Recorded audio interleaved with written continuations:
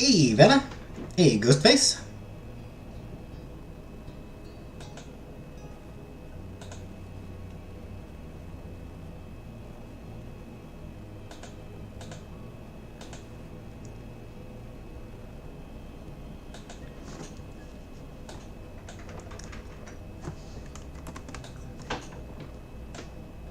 Looking forward to seeing if I actually get to friggin' play the game this week.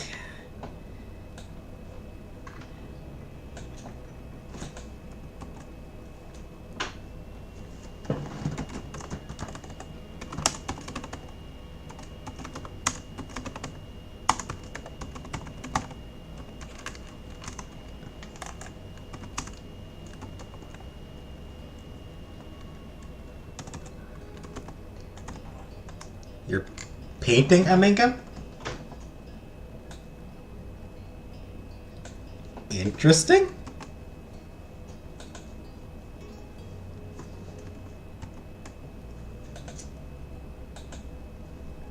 Hey, yes for sexy.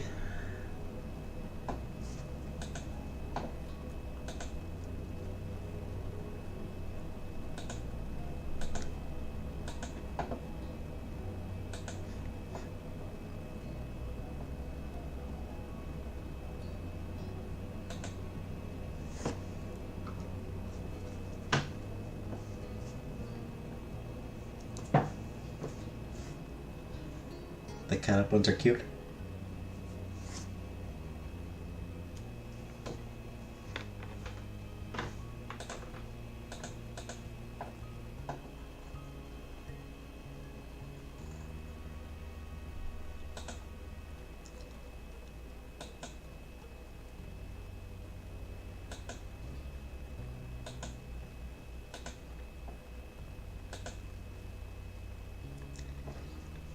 So it looks like Star Trek is no longer available on Crave.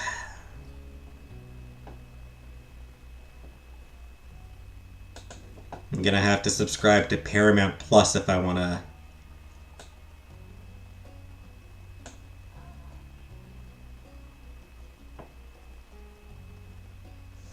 If I want to keep watching Star Trek.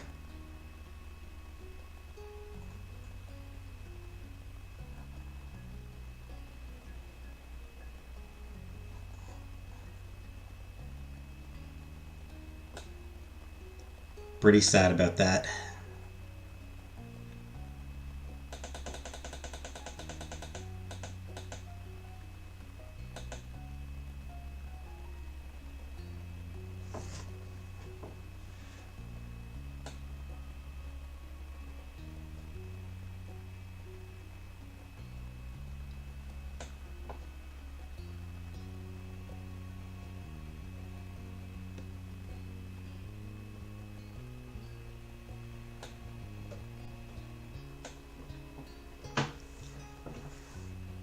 And nobody coming in. Where is everybody? Hey, color purple. Got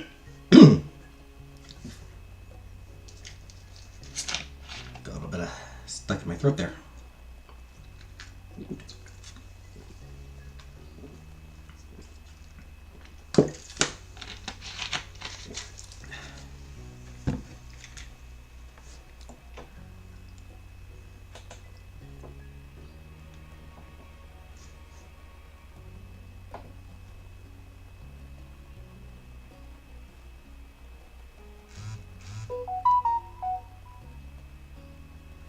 Screen's not moving. I mean, that's just me. That's just because I'm like... Because I'm not really doing anything yet.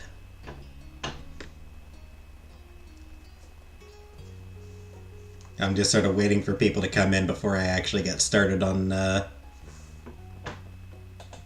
playing.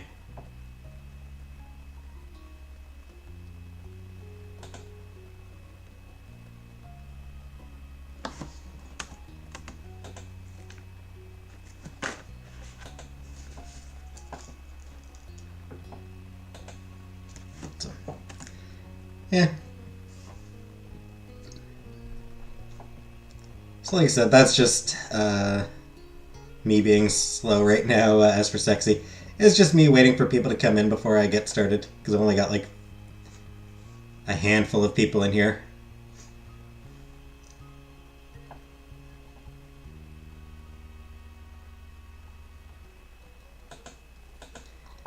Just waiting for people.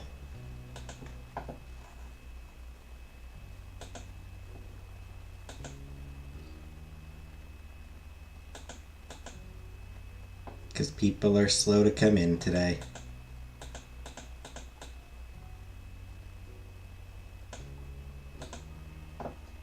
It's best Nintendo game? I mean Mario game. Jerry! Get some nuggies on me. Thank you, Jerry. Jerry's Keeper Zero. Or Jerry's Keeper O. Jerry's Keeper Zero, whatever. Thank you for the $13.99. Get some nuggies on me. Not tonight. Won't be doing that tonight. I had fried chicken for supper from the hot and ready counter at the grocery store.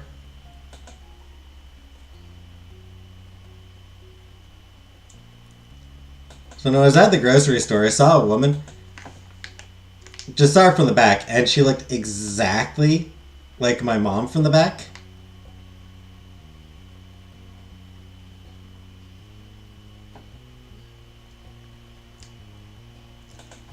I actually ended up walking up and being like, hi. And then she turned around and I saw it was my mom. I was like, oh, sorry, wrong person. Or sorry, I thought you were someone else.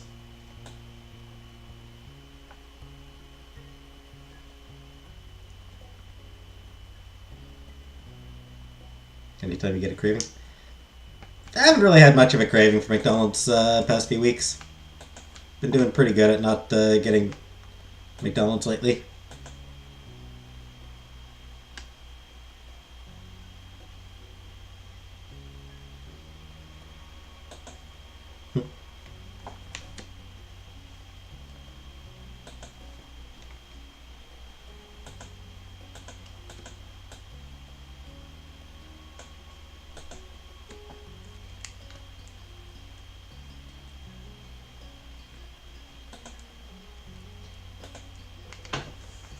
Anyone here remember when I was trying to play Validate?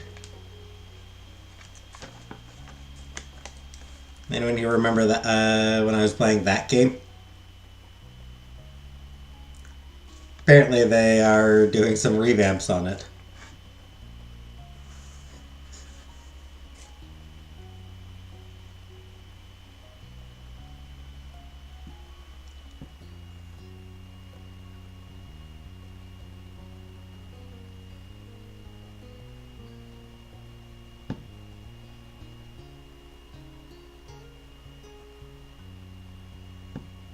Food is expensive? It is expensive. It's too expensive.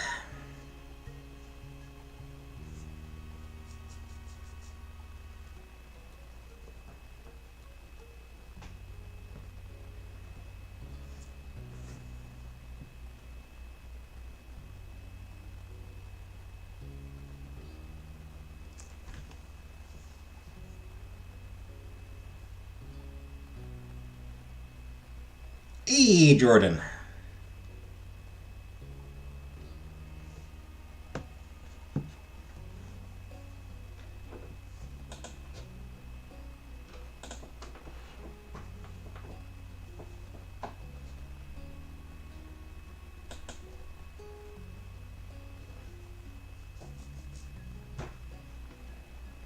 So yeah, it looks like the yeah. I just got an email update about it saying that they're looking to revamp some stuff about Validate. You're exhausted? Same. Last night, after my stream last night, I was tired, so I went down. It's like, you know what? I'll just take a half-hour nap. It ended up being like 6 fucking hours that I was in bed. You have to shut up and get this party started. Yeah, sorry, Jordan. There's still a lot of preparations to get through.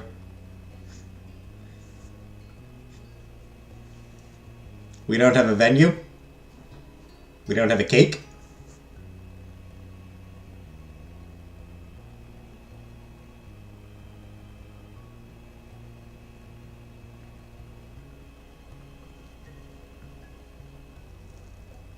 We don't have floral arrangements. I don't have an outfit for the event.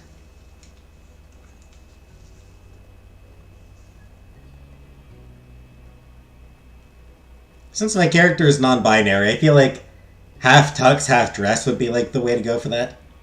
Beach would be fine as a venue. It's an option.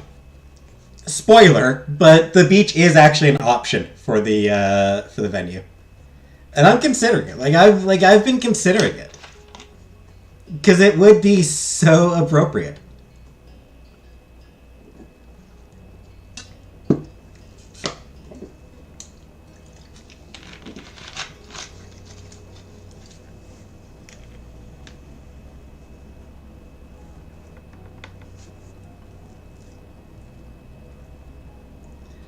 That said, there is something funny about the idea of like semi-formal. You fixed it. What did you fix, Jordan?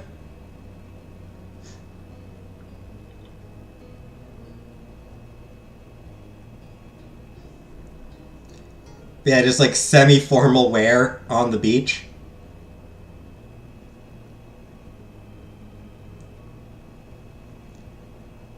Cove can just wear a banana hammock and a bow tie.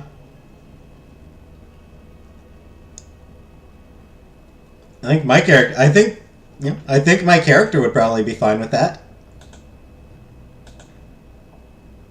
The wedding. Hey, Arjun.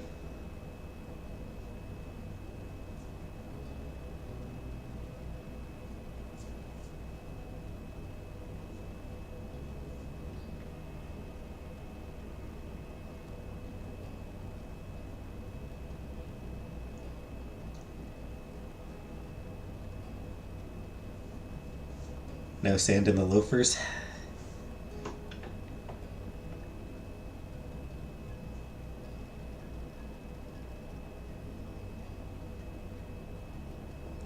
And by loafers, do you mean balls?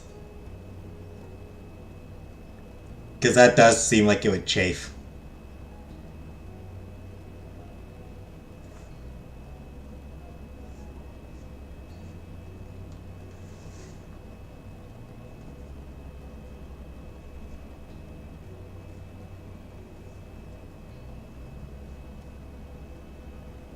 Fire time? Oh, I didn't hear about the fire there. How bad was it, color purple?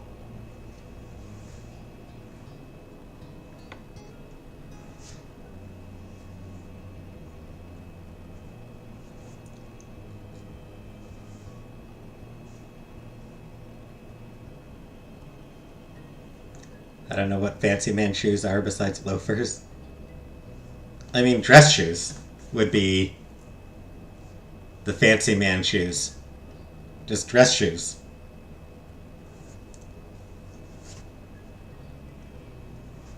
Hey, trailer.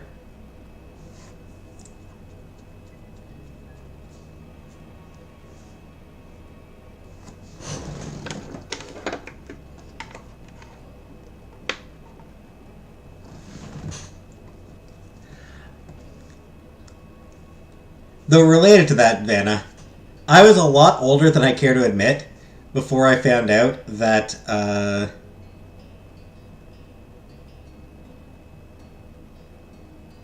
devastating. Dress shoes sound girly. I was older than I care to admit when I figured out that the flat shoes that women wear are called flats. Hi, JJ. Hooker boots. Yeah, like they're just called flats.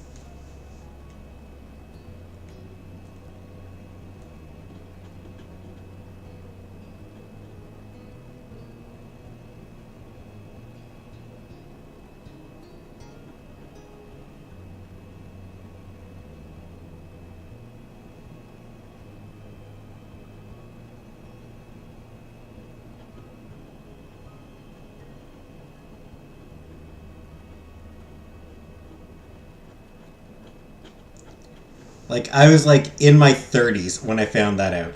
Ballerina casuals. I know there are, like, ballerina flats as well. Like, there's a type of flat.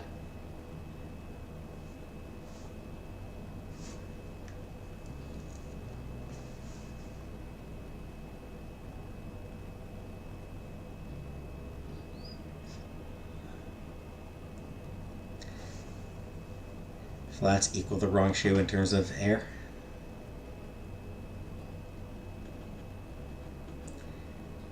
Anyway, may as well get started. Alright, so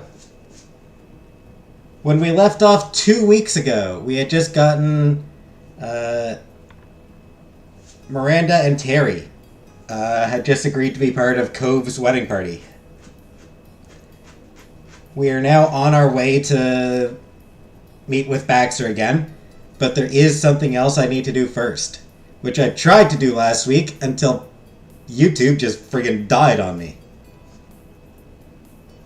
YouTube just cut me off last week. So let's see if we can get through this friggin' conversation with my sister today.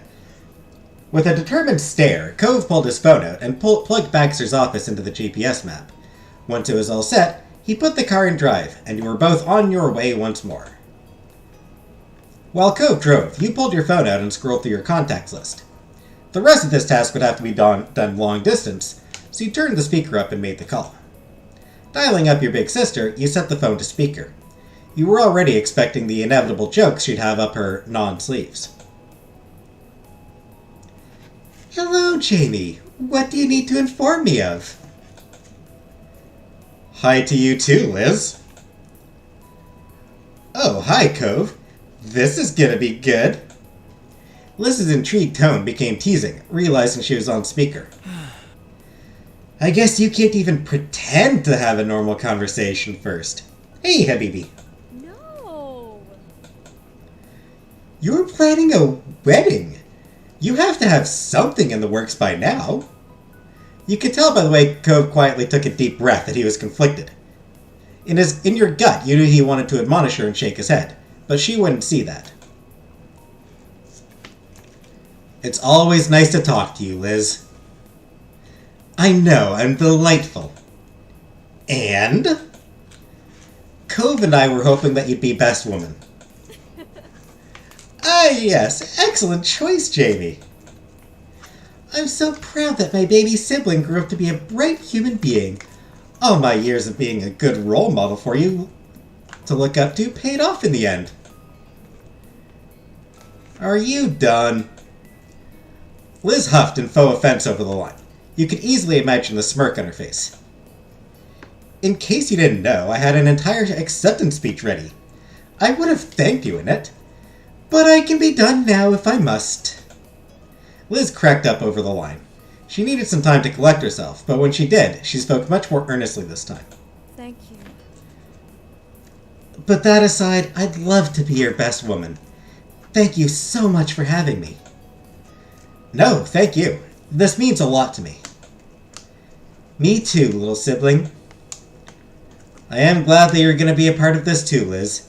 It's natural that you would be. You've been there all along. For better and worse. Rude. Rude, but fair. I'm looking forward to it. Cool. Cool. We gotta go and do more wedding things. Talk to you later. Keep me updated. Bye. Bye, Liz. And with that, you can happily check another box off your to-do list. That was another invitation sent and accepted. Taking a deep breath, you pulled up the contact for the next person on your mind. You hit the call button and waited. Eagerly, you waited for your cousin to pick up. Cove noticed out of the corner of his eye that you positioned the phone a little further away than normal. He nodded in agreement with that decision. Hi. Hey, Jamie! How's the wedding planning going? Any news? Here we go. Despite his amused tone, Cove still held the wheel more tightly, bracing for the volume of the coming conversation. Lee was clearly already excited for any potential scoop. Happily unwell. Oh, was that Cove? Hi! Hi, Lee. She uncharacteristically remained silent after the greetings, waiting patiently for what this was about. Hey Lee, can I ask you something? Mm-hmm. Will you be a wedding attendant in my wedding party? Really? Ah! Chuckling, you could feel Cove's affectionate gaze in your skin. It was easy for you both to imagine the way Lee must have been vibrating with wedding energy as she let her enthusiasm spill out loudly over the phone. Lee's cheering was exactly what you wanted to hear. Eventually, she called an end to her mini-celebration when she was forced to pause to take a deep breath. I think it's safe to say that was a yes. Sounded like one to me, too. Totally yes! I'm in! You know I am! Yes! Aw. I'm still just stunned about everything. My cousin is getting married! This is going to be so amazing! Thank you, Lee. We appreciate the support. That's what family is for. I'm always just a phone call away. Thanks, Lee. We have some more wedding-related things to do, so we'll pick this up again later. Works for me. Good luck with the planning, and I expect a detailed report face-to-face soon. Of course. Bye, Lee. Bye, Jamie. This is boring AF. I mean, kinda. But I enjoy it. I am a boring person, as for sexy. I am a very boring person. Bye. I'm still here. I'd never forget you. Bye! Energized, you hung up already awaiting the next time you'd see Lee in person. Stretching your arms out, you pleasantly took in the world rolling by you out the window. Taking a deep breath, you pulled up the contact for the next person on your mind. You hit the call button and waited. Staring at Kira's name, you hoped that she wasn't too busy. She luckily picked up only after a couple rings. Hello, Jamie, and hello, baby. Hi, Mom 3. Huh? Hi, Mom. How do you know I was here? Come on. When are you ever far from Jamie? Especially with what's been happening lately. Damn. Mama calling out her boy. Ah, yeah. How are my best kids doing? Good. Really good. Jamie and I actually have something that we wanted to ask you. Oh? I'm all ears. I was hoping that you'd be a groomswoman in my wedding party. My baby. Aw, my heart! Yes, of course I'll be your groomswoman. You can count on me. I'm so glad. Thanks, Mom. Yeah, thank you so much. Hey, that's what I'm here for. We have to keep going with more planning, but we'll talk to you later, okay? Makes sense. Good luck, my babies, and take care. I'll see you both again soon. Thanks again. Bye. Bye, Mom. Cove was elated when you ended the call. One more successful invitation was checked off the to-do list. Taking a deep breath, you pulled up the contact for the next person on your mind. You hit the call button and waited. You didn't have to hover over Derek's name. You hit call without another thought. He picked up before the second ring. What's up? Hey, it's Derek. How's it going? Hi, everything's great. Hey, Cove's there too. Talking to Derek always raised his spirits. You chuckled watching Cove's grin widen. Hey, too. And Cove's right, things are good. Awesome. Did you both need to talk to me about something specific, or is this just for fun? If my son asks me to be his groomswoman, my life will be complete. Aww. You should tell your son that.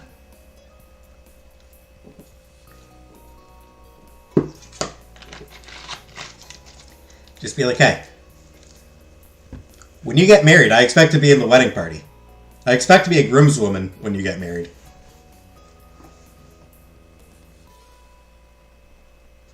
You'll throw the bachelor party. You know the best hook. You know the best hook. I mean strippers. You know the best strippers. So, okay.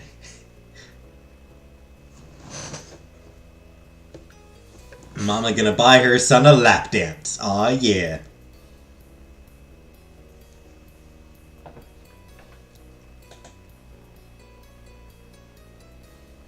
Trying to emotionally cripple him so he never leaves. Fair. Yeah, about that. Cove trailed off so that you could pick the conversation up. I wanted to ask if you'd be a wedding attendant in my party. Leave it to me. Oh, hell yeah. Of course I'd want to be in your party.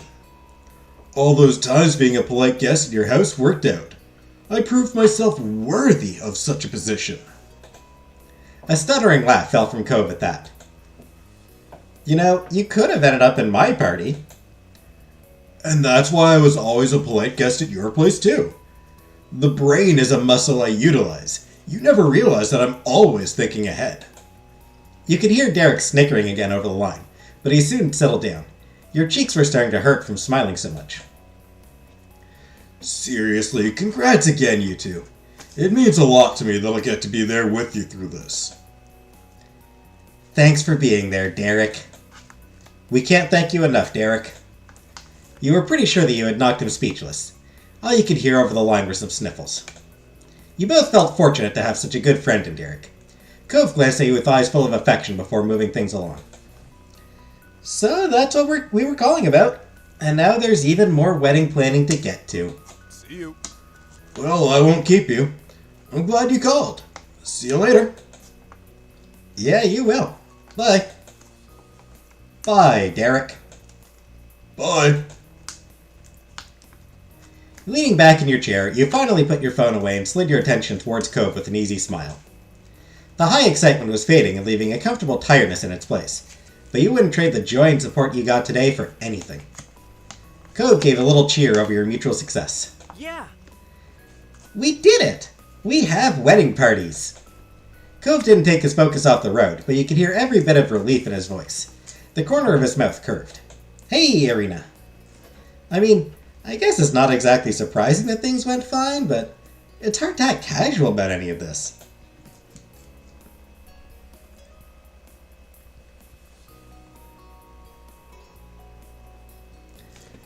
I know how you feel.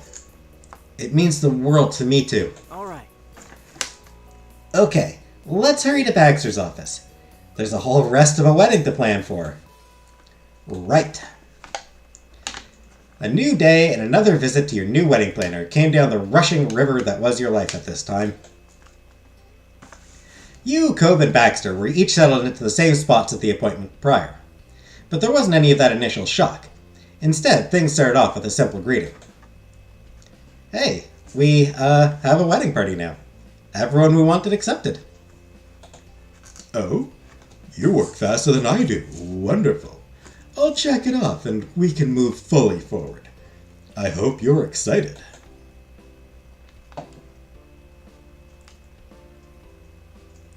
I could take it or leave it, you teased. Cove sighed in an affectionately long-suffering way. I am, anyways. Well. He pulled out his pen while crossing his legs in a fluid motion. Our company has its own in-house photographer for your event, so that's taken care of. But there's the meal catering, cake, and any other dessert you want. I want a cake! Baxter coyly grinned at the abrupt interruption, unbothered.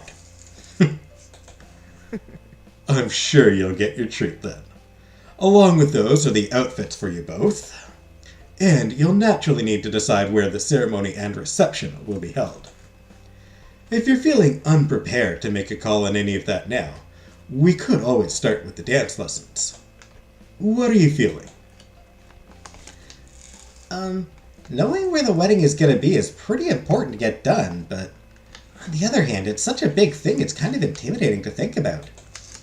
Cove tilted his head back and forth, mentally working through his opinion on the matter. Baxter watched the struggle for a moment before bringing it back up. Jamie, any thoughts for your to-be husband?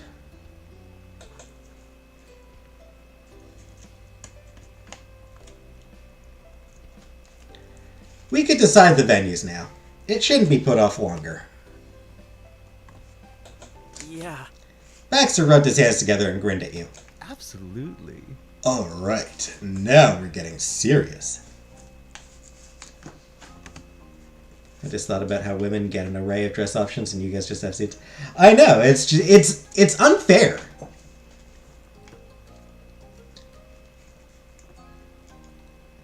How much I wouldn't want stiff pants in my crotch. Right, like that is one of the ways in which patriarchy hurts men. How misogyny hurts men. Yo, like misogyny hurts men too. Want to design a cake? We'll do that after the venues, Jordan. We'll venues and then we'll do the cake. How's that, Jordan? Anyway, yeah.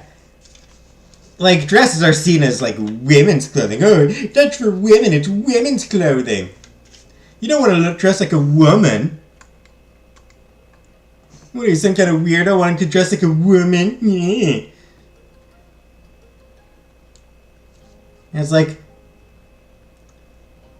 screw that. Skirts are cute. Dresses are cute.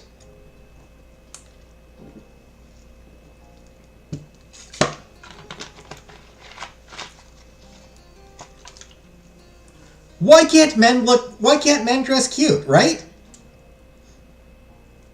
Let men wear dresses.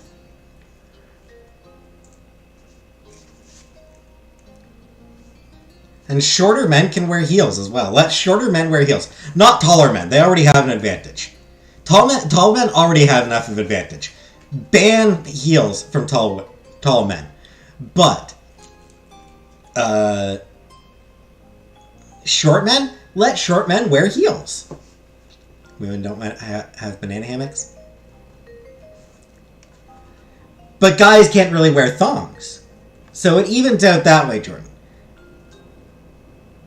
The woman's equivalent of a banana hammock is a thong.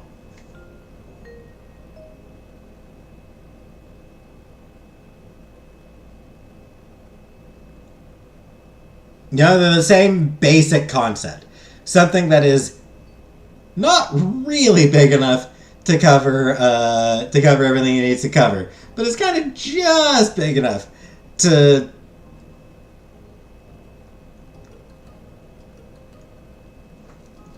just barely hold what it needs to hold. Feel like a real man could? Well, no, because not on a beach.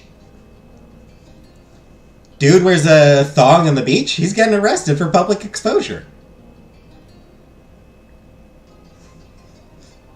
Thought I could pull off a thong. Yeah, sorry, Jordan. I did mean to post that last night, but then I went for a nap. But after last night's stream, I was like, you know what, I'm just going to go lay down for half an hour. And then it was like 3 o'clock when I finally pulled my ass out of bed.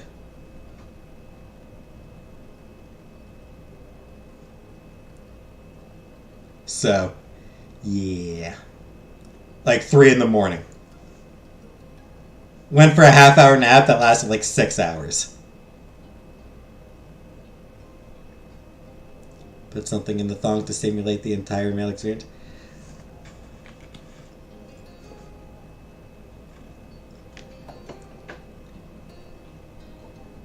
That's why I try not to take naps, is because, like, alright, I'm gonna lay down for just an hour. Just 1 hour. I'll lay down for just 1 hour. And I can't do 1 hour. Sucks. Cove gulped, his Adam's apple briefly retreating up into his chin as if afraid, but he nodded his assent. All right. Hey, Leah. Jamie is right. We should decide this. His eyes met yours as he bobbed his head again. Let's do it. Can of Pringles? Getting ambitious there, Jordan. Not a lot of guys have a can of Pringles in their pants. You sat up straight, your back tearing away from the comfort of the sofa's cushioning, as you readied yourself for such a critical discussion in your wedding preparation. Here we go. He said, hey, Jenna. Is this Coachella? It is not. It is wedding preparations. Unless Coachella is wedding preparations, in which case, maybe? Good. There are stunning buildings in the area, which used to be private locations but have since opened up, specifically for wedding parties, ceremonies, for any couple who'd like to make use of them. Naturally, there are also plenty of commercial locations, which can easily host a full-sized after-party for your reception. His mouth twitched into a sly smile. Or, if you prefer something outdoors, there's always the beach. He chuckled, fully aware of what an obvious suggestion that was for his current clients.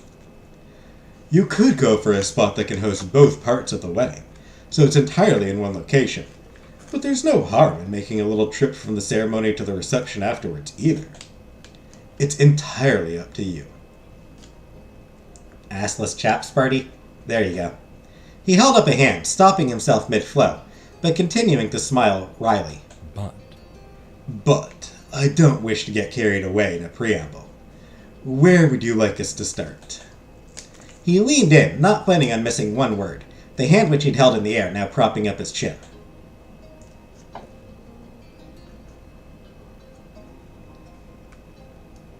Can we figure out where the ceremony will be held first? Yeah. He bit his lip before speaking again. His voice was soft and sweet, but a little sheepish. That's the one I'm most excited about, too. Gladly. He relaxed back into his rolling chair, then took out a phone with one hand while extracting his pen with the other. I can do that. I've got photos of the places I mentioned to let you actually get a feel for the scene. Baxter tapped away at his screen, pulling up the previews of potential ceremony locations for your wedding. While he was partially preoccupied with that, he rattled off the specific kinds of locations you could use. So? When's the sex? I would have had to pay extra for that, Jenna. I would have had to buy that separately. And I'm cheap.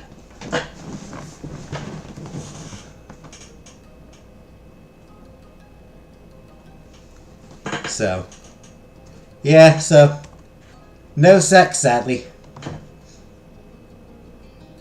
So there's a few spots I'd like to show you.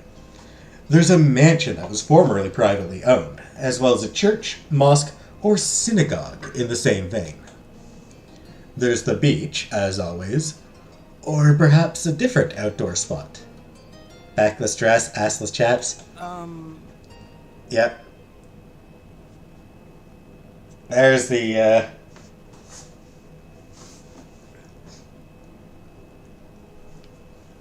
There's our wedding outfits set up, Vanna. A backless dress and assless chaps.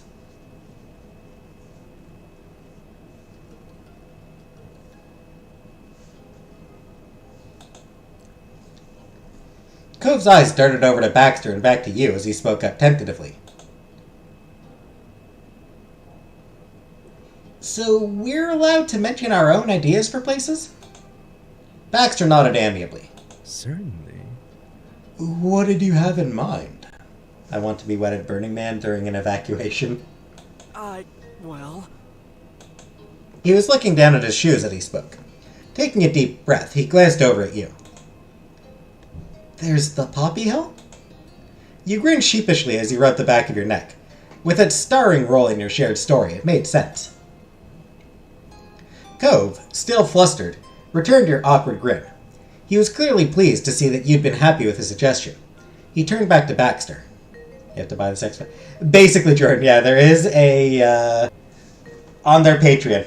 You have to subscribe to their Patreon. Like, you have to buy a subscription to their Patreon. And for that, you can...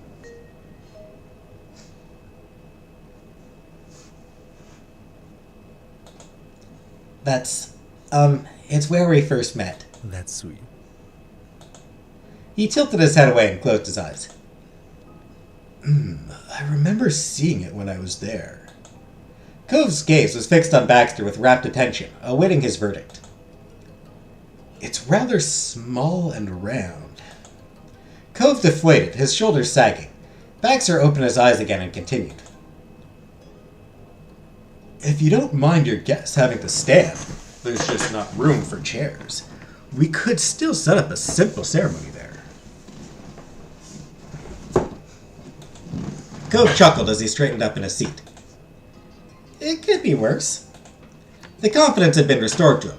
Having Baxter take his suggestion seriously, and even offer ways to accommodate it, had helped put Cove at ease. Then he checked over to you. We don't have to do it there, though.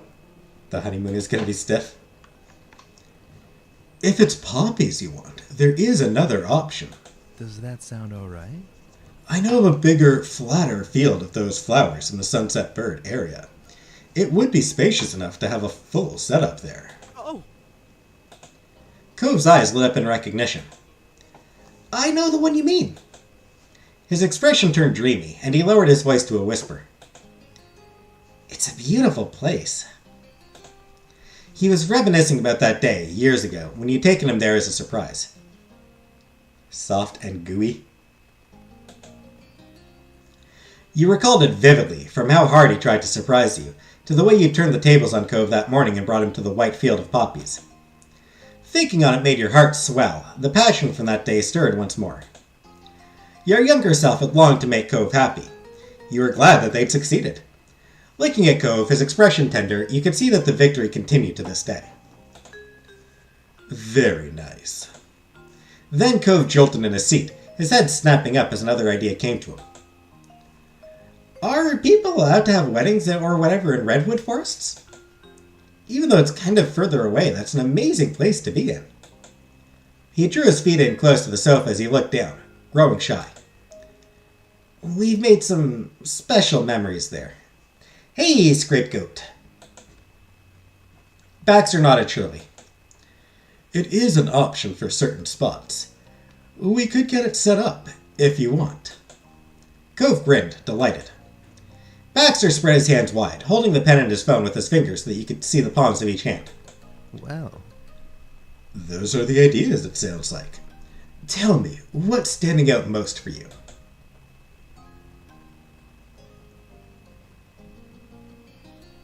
Alright, let's look at the photos of each. The beach. You saw Baxter pause over his phone for just a second. In that moment, you could read his mind. You and Cove knew every inch of the beach, in far more detail than even the best photograph could capture. Still, for the sake of what must be his normal protocol, he pulled up a picture of the local shore for you and Cove to examine. Cove replied promptly. I love it.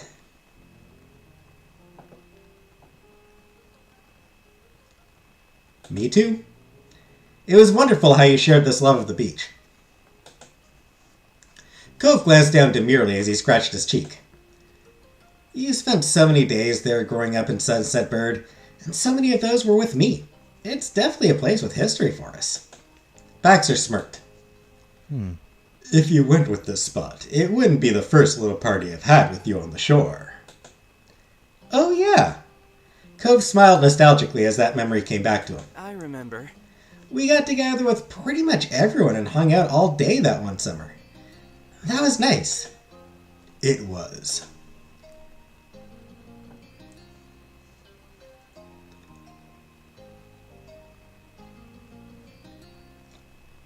I'll always remember that day. Baxter's smirk mellowed into an easy smile as the diversion came to a close. Okay, let's talk about another.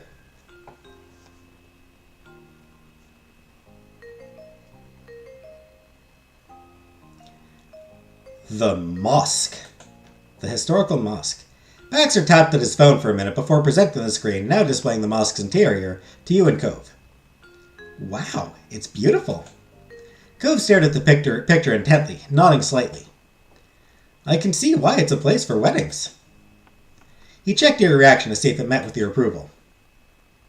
Okay, let's talk about another.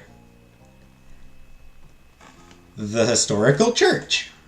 Poppies? Yeah, I'm going to go with the poppies for the wedding. Baxter, the Poppy Hill, I think. I'm going to go with the Poppy Hill for the wedding and the beach for the reception, is what I'm thinking. Baxter flipped through images on his phone with his thumb before landing on the one he was looking for. He turned the phone around so that you and Cove could see.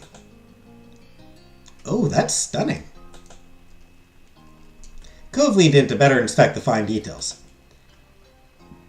It would definitely work for a ceremony. Another one. The synagogue. Baxter's finger was a blur as he worked through the open tabs. Once he'd gotten things set up as intended, he showed the phone to you and Cove once more, now displaying a high-resolution photo of the synagogue.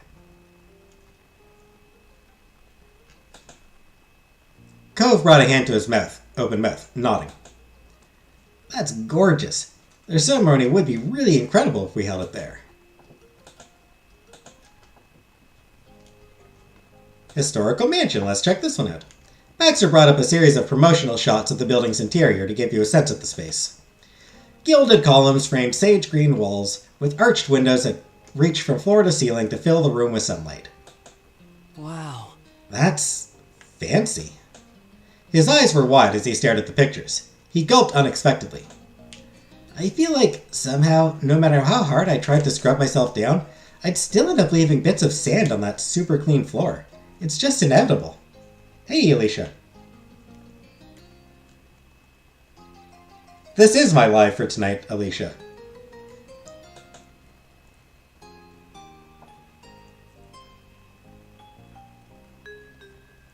You laughed. If anyone could accomplish such an unfortunate feat, it was Cove. Yeah. Cove's grin widened as he studied you, keen to get a sense of what you felt about the location. The Redwood Forest. Baxter swept through his sources to show you a clearing in a redwood forest that was used for events like yours. You knew those towering trees well, and you'd heard they were some of the oldest living trees in the entire world. A lot of history would have happened under those boughs, and your ceremony could be another addition to that long list. It's nice. Those are the best kind of trees in the world, I think. The trips we took there were always great, too. Though, if we did have it here, Elizabeth would definitely crack jokes about how she totally called us getting married right there over a decade ago.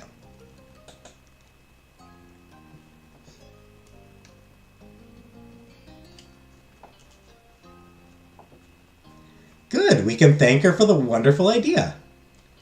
You were not going to give her the satisfaction of being annoyed. Cove's eyes sparkled with curiosity as he watched you, wondering how you felt about it. Poppy field outside town? Baxter made a ring with his finger and thumb as he gave you an OK sign. It took him a little while to find a good photo. I just like the redwoods, and especially for that reason. I will say, the fact that Elizabeth was like, "You're gonna get married someday," in that forest, yeah, that sort of gives it. That honestly gives it a little bit of a. That gives it some honest. That honestly gives it some bonus points for me.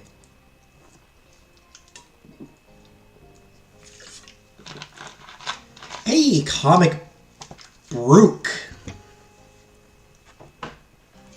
That was fair, since it wasn't a venue that he'd initially suggested, but he soon had his phone turned towards you and Cove for inspection. I remember. Yeah, that's it. They did not. Right now, Comic Brook, we are looking at venues for the wedding. We spent the past, 15, 20 minutes just talking about wedding venues. Or past 10 or 15 minutes just talking about wedding venues. Cove's tone was as gentle as a lazy summer breeze. That's the place Jamie took me to because they wanted to make me happy. For a moment, he simply gazed at the nostalgic scene with misty eyes. I'll always be thankful for that. I'm so lucky that we still get to be together, and that we'll always be together.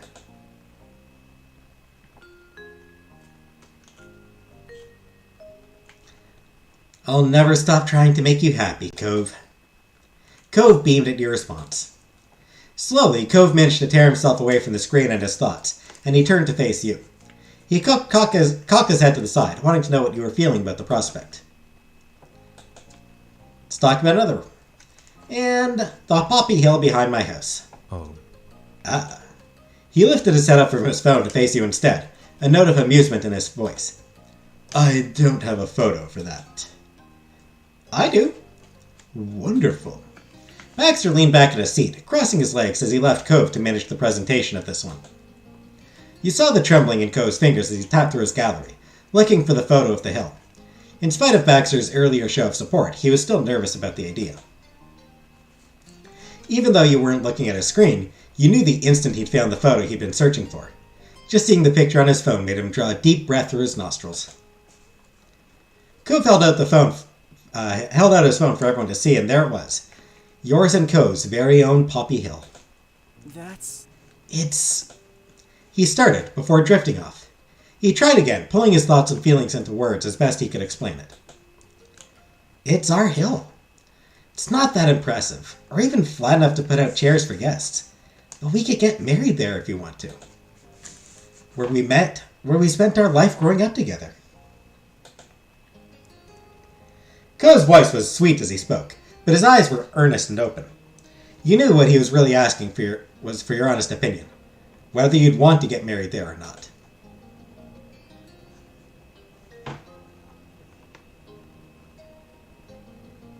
I mean, you gotta, right?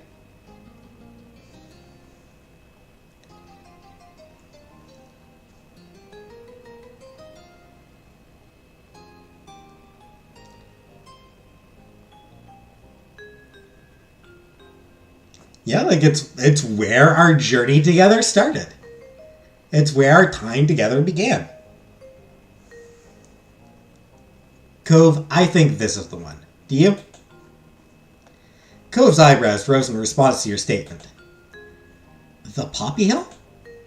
His wavy brows relaxed, sloping gently as he smiled softly. To the hill? I mean, I rejected every other option. Because I rejected every other option, the Poppy Hill was left as the only thing I could actually still do. I would love that. It'd be perfect for the two of us. Your body tried to gasp and laugh in excitement at the same time, resulting in a short breathy snort followed by an exhilarated giggle. We're going to have a Poppy Hill ceremony. Exciting.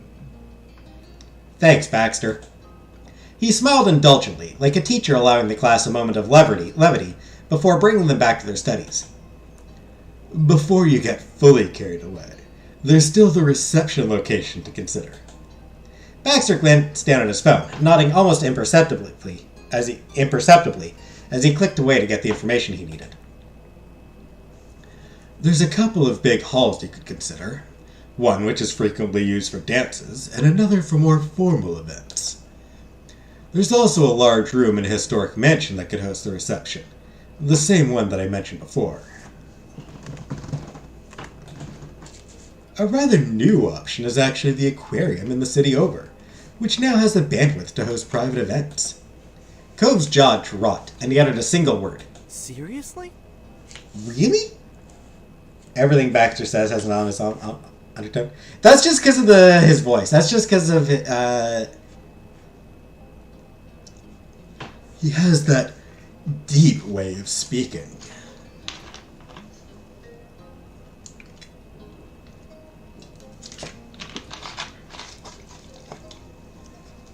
A very deep and deliberate way of speaking.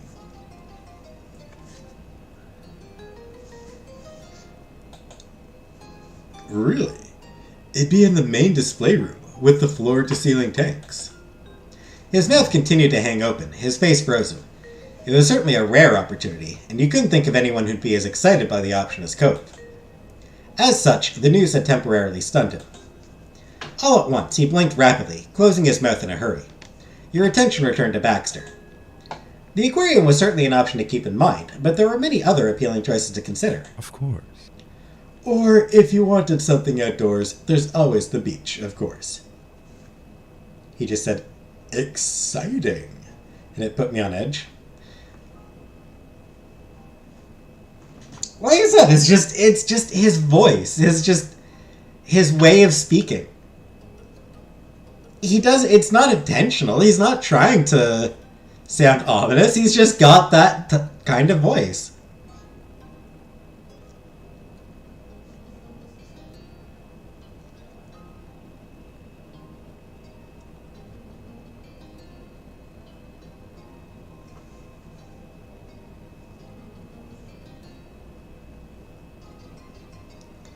You know, like he could be like just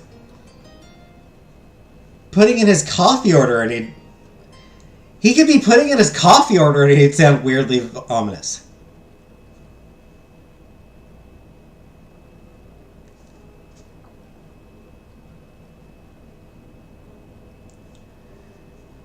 Could I get a frappuccino? How wonderful. You know?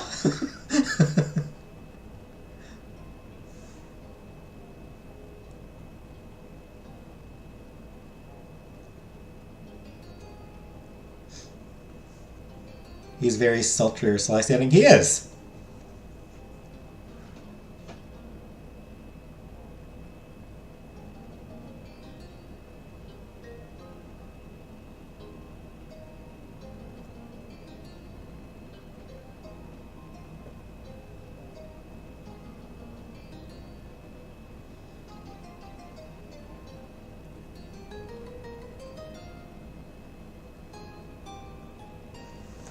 He's this emoji.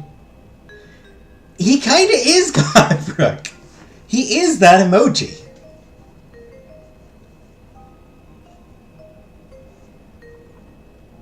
But he's not actually sinister or anything.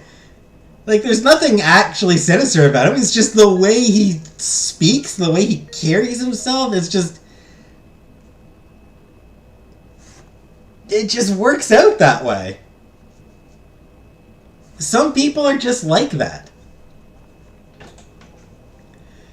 And even though you didn't want to use the Redwood Forest for your ceremony, it could also work for a reception.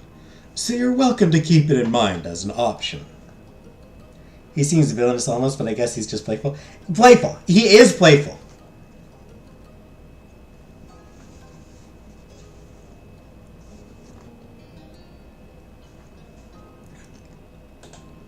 Like before, if there's anything you want to bring up yourself, that's perfectly fine.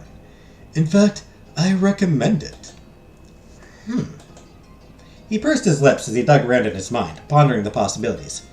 As the thought struck him, he shifted to face you. What about that country club your moms are a part of? Just highly skeptical due to swag. That's fair, Comic Book, yeah. He absolutely has swag.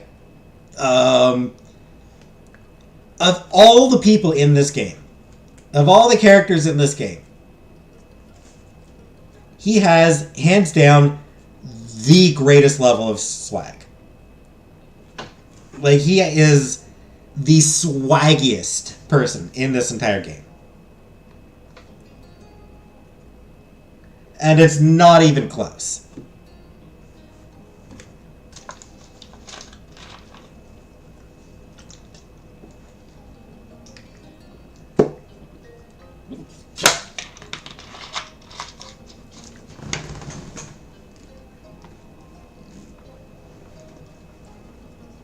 I'll be back in a second.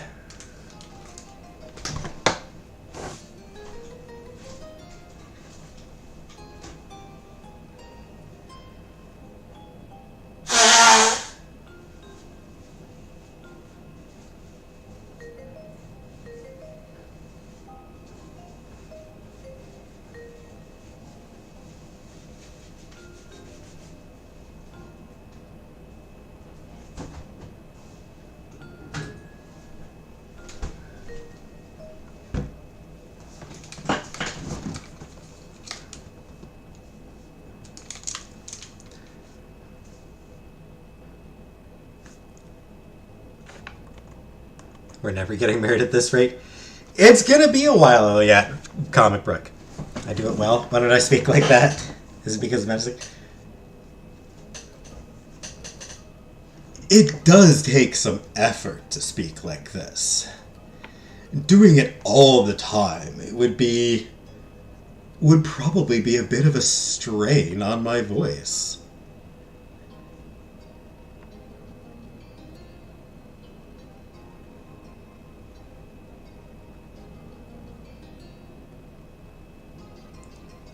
There is something entertaining about speaking like this.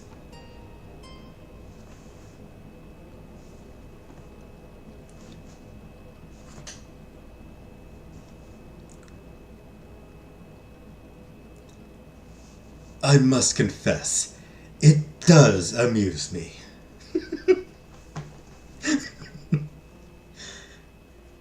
Yeah, I don't want to speak like that too much because then I'll get stuck speaking like that.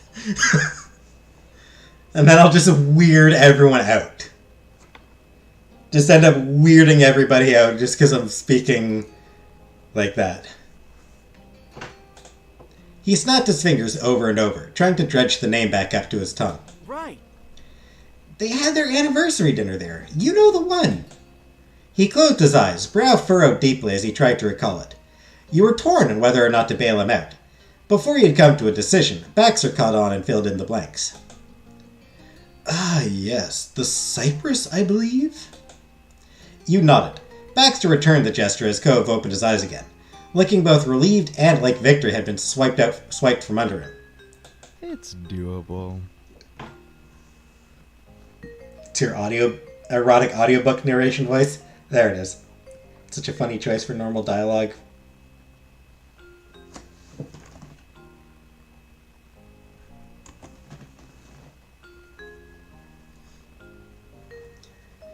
They would absolutely be able to host your reception, especially since your family are already members.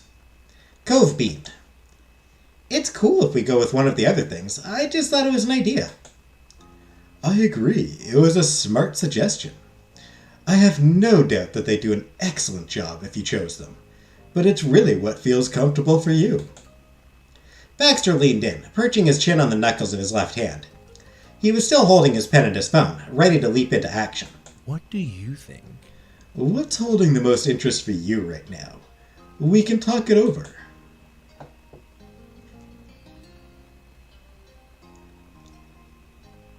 Let's look at the mansion.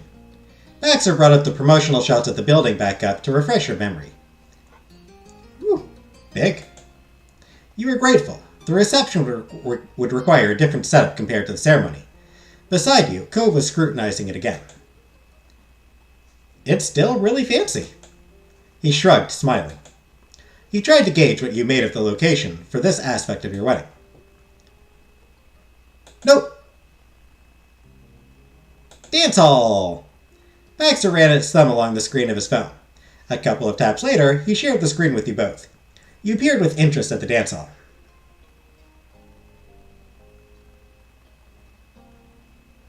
Spider, I wish they put more of his voice in.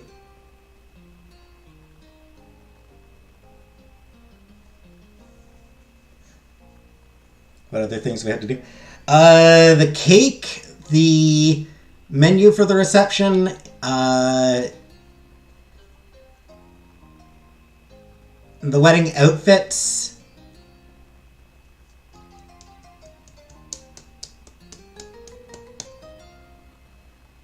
Not sure if there's anything else after that, actually. So at least 3 more things. Floral arrangement, probably.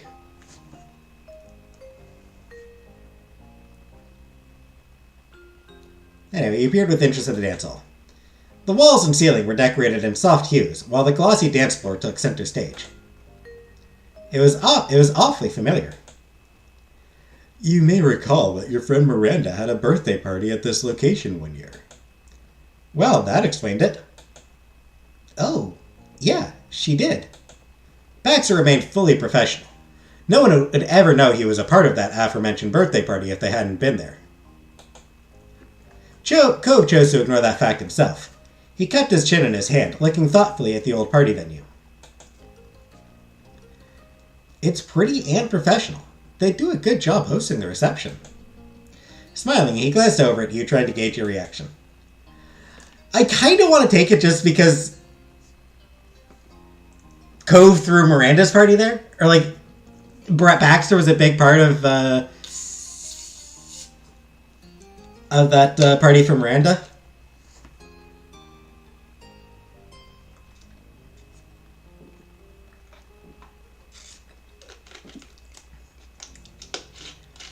You know, just a little bit of a callback to that. But no. Honestly, I'm leaning towards the beach for the reception. Big old party at the beach. Forest.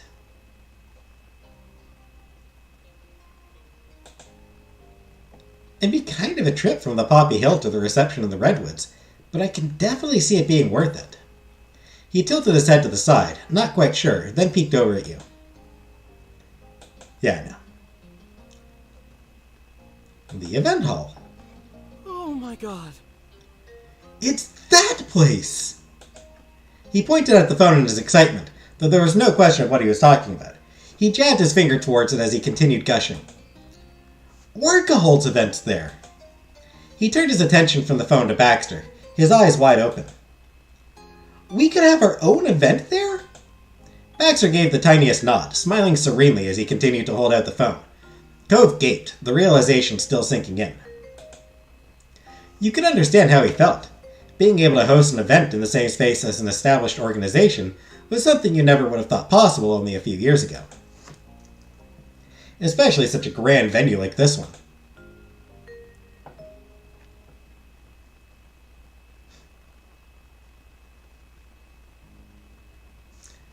I'm amazed we can afford it. Such a stunning place couldn't come cheap. If nothing else, those fish that resided in the inbuilt aquariums needed feeding. But you knew Baxter wouldn't have suggested it if it wasn't a viable option. Finally, Cove seemed to return to his senses. He blinked away the last of his shock and stared at you, eager for your input. Love the addition of the aquarium, I pick it. I mean, it's a lovely place. I'm still leaning towards the beach myself.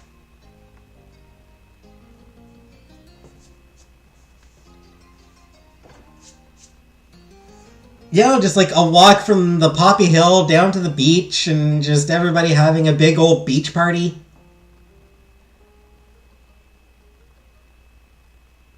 Right? The two biggest parts of our childhood, of our life together, growing up together. The Poppy Hill where we first met and the beach where we spent so much of our time. It's not the most aesthetic actually, but I love aquariums. That said, there is the actual aquarium. Baxter held up a finger to indicate that he would be a moment. That was very nearly all it took, as he was able to locate pictures of the aquarium's large display room with ease. He showed his screen to you and Cove. As he gazed at his beloved watery world, Cove bopped his shoulders from side to side. With his attention locked on the screen, you wondered if he was even aware he was doing it.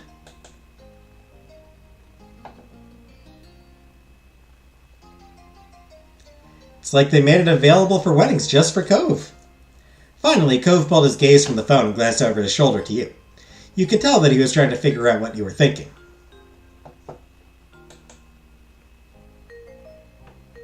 Let's talk about another. The Cypress. Baxter brought up the website for the Cypress and presented the screen to the both of you.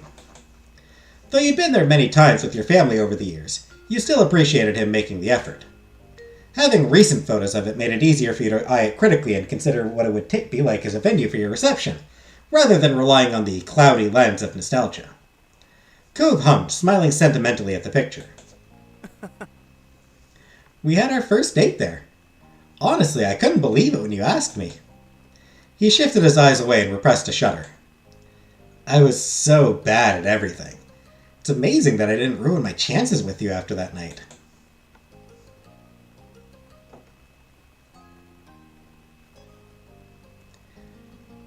True, I'm very kind. Cove chuckled at the old memories. You sighed dreamily, remembering that night as clearly as if it had been yesterday, rather than many years ago. The conversation distracted you. It was only when Cove raised an eyebrow at you, interested in your take on the Cypress as a venue, that you remembered that there was a decision waiting to be made.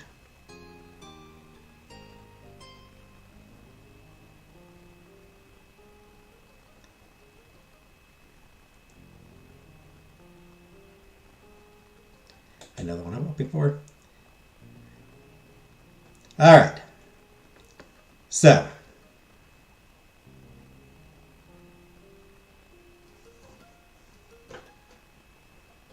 The mansion, righto. No point in going to the mansion. The mansion means nothing to us. The Redwood Forest, way too far away. The aquarium, tempting. But, again, feels like it'd be a little bit of drive to get there, and I don't know.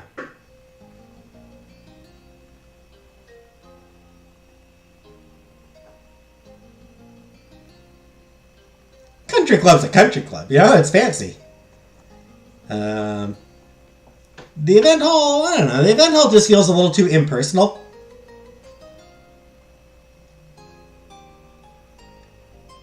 You know, it's a lovely place, it's got those nice aquariums.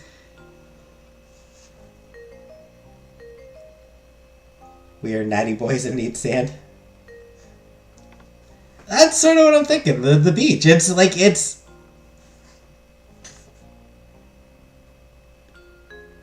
that beach is our life, you know? It is a big part of our life together. Yeah, how much time did we spend on that beach with Cove?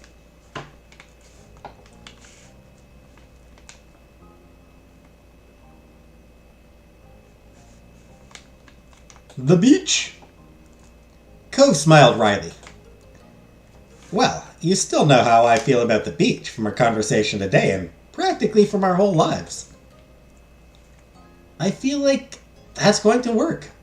What do you think, Cove? It's most romantic. Exactly, Comic Brook. It's romantic. The others are nice venues. The beach isn't a nice venue, it's a romantic venue. Just like for what it represents for us. For most people, a beach reception would be a bad idea. Like, for most people, it's because he's our safe place in the vast ocean. Our cove. Aww. That's cute, Vanna.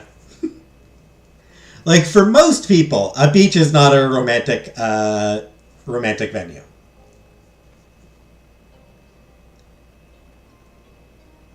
For us in Cove? Absolutely, it's a romantic venue. Good 10 years of our lives were spent on that beach.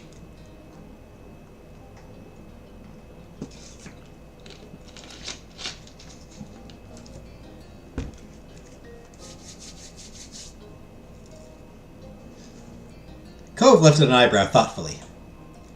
The beach for our reception? His voice lilted at the end as though he was asking a question, but he didn't seem to expect an answer. Rather, it was as though he was contemplating the feel of the words in his tongue, checking that they felt right, as a final test. Cove broke into a grin. I think you're right. It would match with us for sure. You had been holding your breath as Cove mulled over the venue one last time. You let out a sigh of relief. You'd already begun picturing the day with your reception here, and now that Cove confirmed that he felt the same, the tension drained out of you as swiftly as it had come. Your energy was mounting. With the venues picked, your idle daydreams of the big day moved from hazy imaginings to sharp clarity. The energy radiated off you and onto Cove. He began to fidget in his seat, shuffling his feet as if he couldn't bear to keep them in one place for more than a few minutes, while threading his fingers together over and over in his lap. Our boy's stimming. Sensing that his audience was becoming distracted, Baxter quickly spoke up. A ceremony at the Poppy Hill, and the reception at the beach after, Looking thoughtful, Baxter tapped his pen against the side of his desk. Your eyes were drawn to the source of the noise. He tilted his hand as if to tap it once more, the pen idly rolling between his finger and thumb, and then he smiled. Perfect.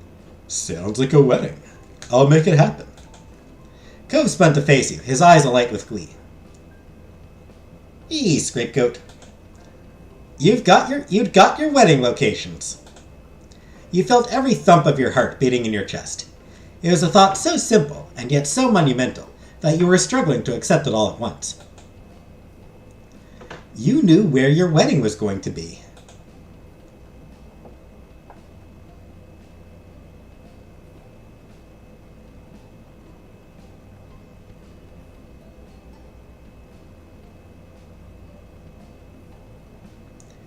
You seized Cove's hand. Your fingers closed tightly around his. Your grip was surely quite intense, though Cove still squeezed back as though wanting to nestle his hand even closer to yours.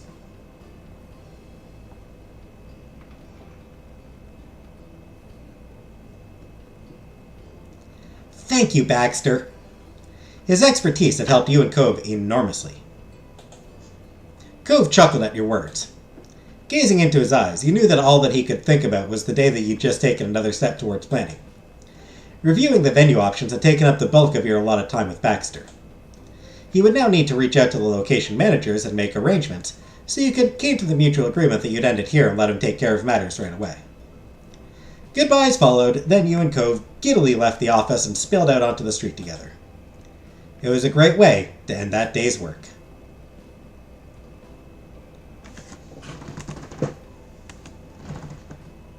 And back to another day of planning. You and Cove arrived at Baxter's office on the dot at the allotted time. Emotions were still high from the preparations the previous day. After having settled down as the process had gone on, Cove's nerves had shot back to their initial appointment levels. Greetings were exchanged, and Baxter didn't leave a space open for Cove to get lost in, and your planner went right to the point. What shall we be doing today?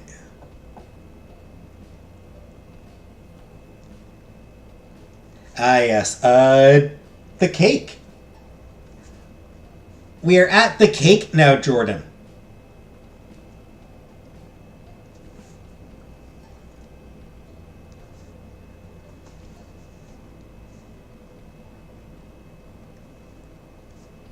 So make sure, Jordan, you still here?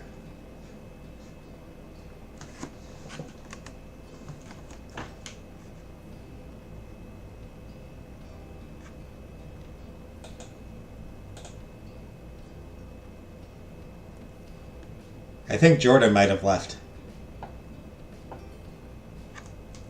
Jordan! Can't design the cake without Jordan.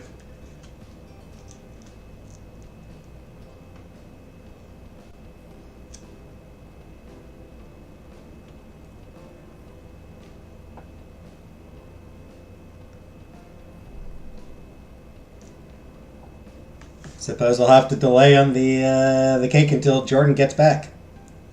If she gets back.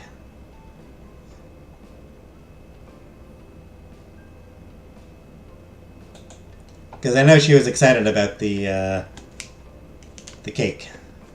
There you are, Jordan! There you are, Jordan. Let's design a cake now, Cove. We're doing the cake, Jordan. Baxter nodded his head, confirming that he'd registered your choice. Beside you, Cove's excitement had bubbled over. He was bouncing in his seat, too eager to restrain himself. Yeah. Good idea, Jamie. I'm definitely ready to plan treats. His open enthusiasm tickled you, eliciting an adoring chuckle that slipped out. Across the cake, Baxter joined you with a soft laugh of his own. Cake! Cake! Cake! Love me. I do like me some cake. Meanwhile, Cove seemed oblivious to your amusement.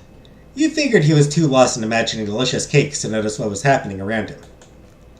What you needed now was for someone to turn those dreams into reality.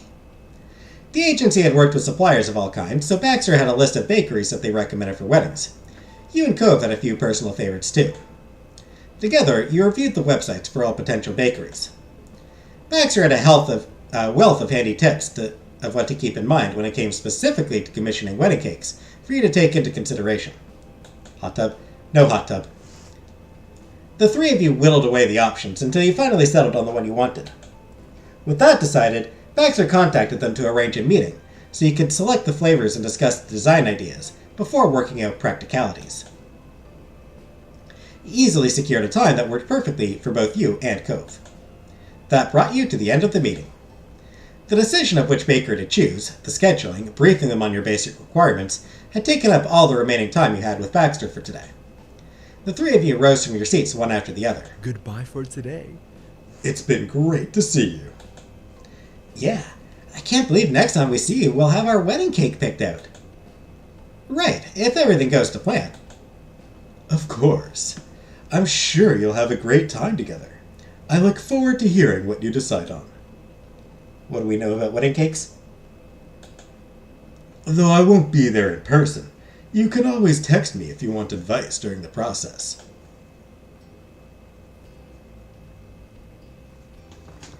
Oh, I'm pretty sure Cove's going to be on top of this. Cove puffed his chest out proudly. Thank you, Jamie. He waved goodbye as you and Cove left the office for the day. The light tinkling of a bell over the door announced your arrival as you and Cove stepped inside, where you were immediately welcomed by a pleasant waft of sweet scents. I want to design a disaster. The bakery was a delight for the senses even before you'd taken a single bite. Decked out in a pretty shade of pink, it was impossible to miss. Cove closed his eyes and inhaled deeply. There was a soft air of cakes and pastries baking in the oven, tinged with warm spices like cinnamon and nutmeg. The display case was full of the daily selection of mouth-watering delicacies, neatly lined up and ready to be taken away. The selection ranged from intricate specialty cakes to more rustic, homey brownies and cupcakes. Usually those kinds of treats would be everything you needed, but today was a special visit. You were entirely focused on the even better desserts waiting for you on the horizon. You could tell Cove shared your feelings. He waited beside you with every outward appearance of patience, but you could tell his anticipation by the way he kept a close watch on the kitchen door as he waited for an employee to come greet you. Pumpkin spice cake? No. This uncharacteristic restraint was a stark contrast to any other time he'd visited a bakery, where he'd have rushed over to the display case and immediately began picking out cakes to take home. As he shifted from one foot to the other, you knew that he was fighting to hold back those usual urges. Luckily, his self-control wasn't tested for long. I mean, you can still get some cakes for today. You can still get something for today as well.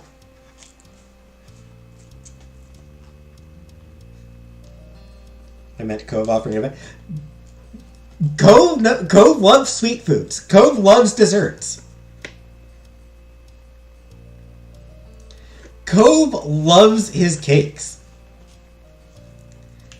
Soon the door to the kitchen swung open and a friendly-looking face emerged.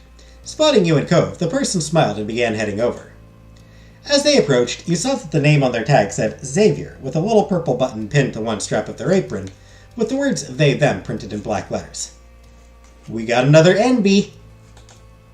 Xavier walked right up to you and gave you a welcome so warm you could have sworn it had come fresh from the oven. Zake. Hello, thanks for coming by, Zake. Is there anything I can get for you? Hi.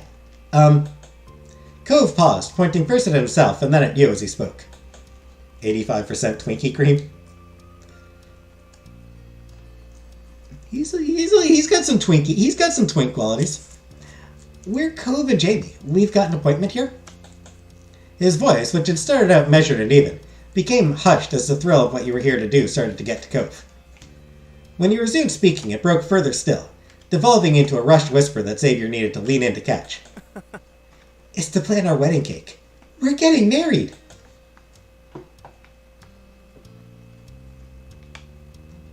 Thank you for making time for us. Xavier's eyes lit up at the introduction. Of course! Welcome Jamie and Cove, their groom. Cove preened ever so slightly at those last words, his chin jutting out with confidence. I'm Xavier, the head cake artist here. We're so happy to be working with you for such an important event. You can take some seats right there in front and we can start talking options. They gestured to a nearby table. You and Cove obliged, taking your seats. As you sat down, your stomach somersaulted. You were really here to pick out a wedding cake. The cake that would be served at your wedding. It hadn't quite sunk in before, but being invited to begin had made it feel more official. On a side note, not sure if we'll actually get to see the person, but on a side note, Xavier, the person we talked to here, they actually appeared previously in the game. During the year being 13, during the summer of being 13, in the Derek DLC.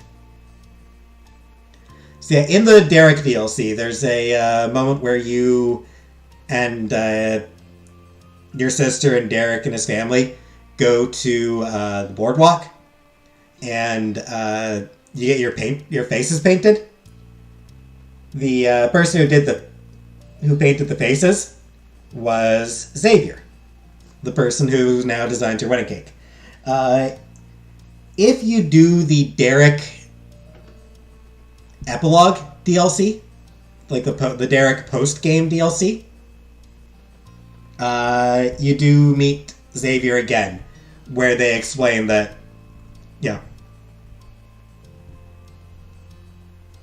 that they had met you all before.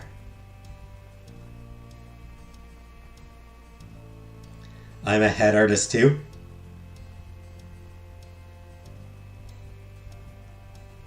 Nice. Nice scapegoat.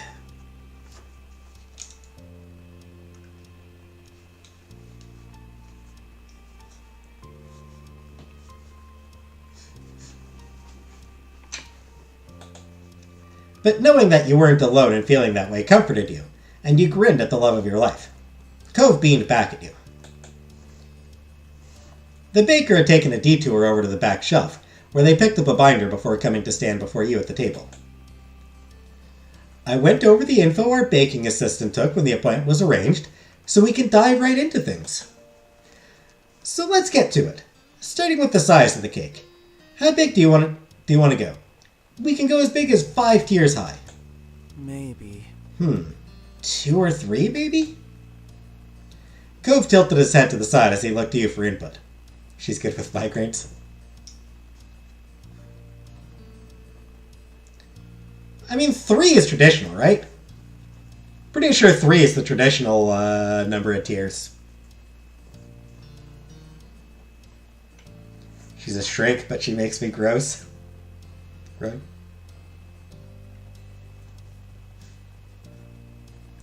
You know, like you get the one big tier, you get the second sort of medium tier, and then you get that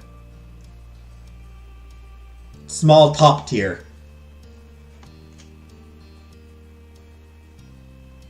That the figures sit on top of. 3 would be wonderful. Cool. Seeing as he'd reached a conclusion, Xavier noted it down in the binder. A 3-tier cake it is. They glanced up from the binder, smiling. 5. I mean... tempting.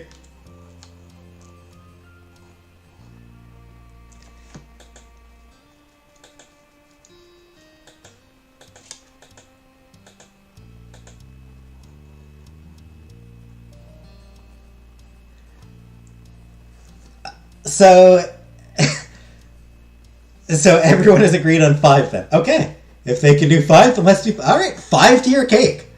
We're doing a 5 goddamn tier cake. Our wedding party's not that big. I'm pretty sure our wedding party isn't that big.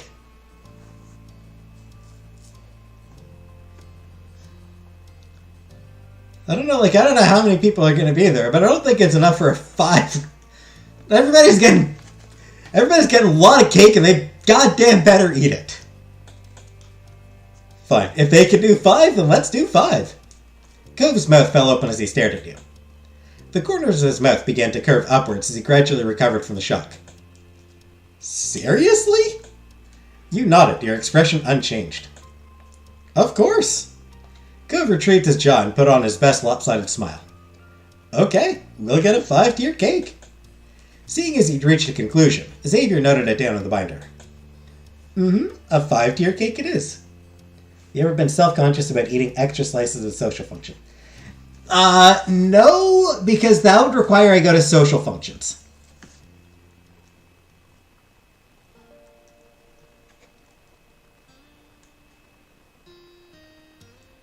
Everyone gets cake in a Tupperware container under the chair like Oprah.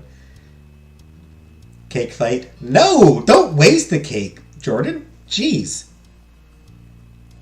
Cake is for eating, not throwing.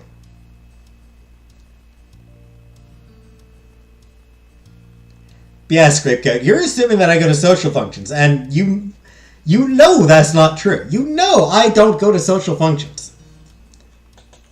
Take this up from the binder, smiling. That will give us a lot to work with. One slice really isn't enough, not when you're really in the mood for cake. I mean, you're not wrong about that. You know, you do want... You know, everybody likes cake. A lot of people would love to have more cake than they get. In terms of decorating, is there any kind of direction you'd want us to aim for in the overall style? Cove pursed his lips, stumped by the question. Artistic vision had never been his strong suit. Though you'd reviewed ideas for decorations and color schemes together, asking Cove to distill those visions and themes into words was doomed to failure. You took it from there and said,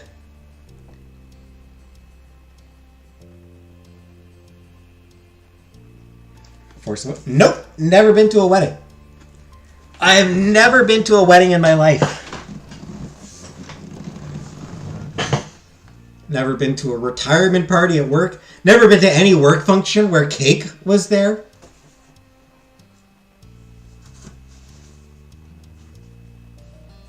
Want opulence and excess in the field?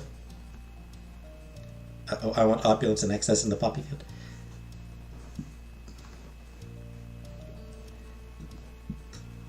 I mean, I think beachy. Right?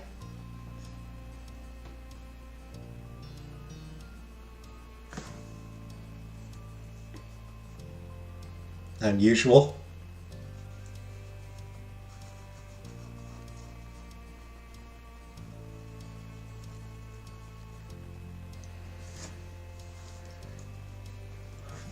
The reception is on a beach.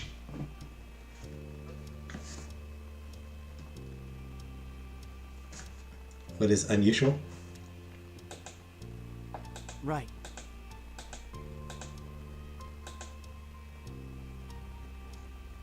I guess we can go for unusual. Boring. Fine. I think I've only been to 2 weddings. Which is 2 more than I've ever been to.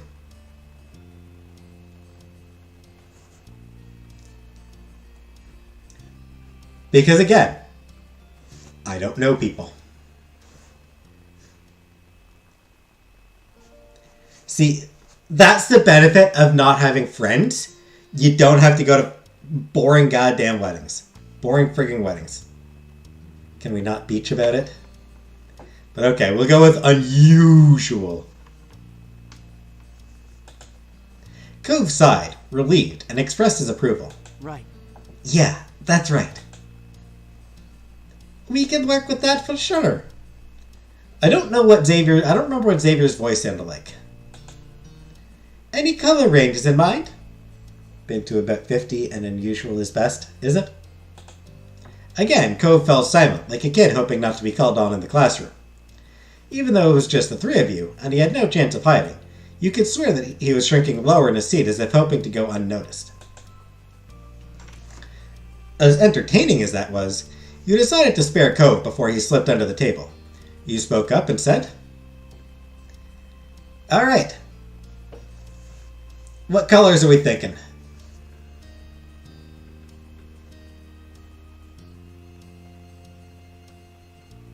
Their family? I was judging the bride's dresses and hair, one reason I'd never have a wedding. Yeah, again, like, my family, like, the only relative I have whose wedding I could have attended lives in Scotland. That's a pain in the ass.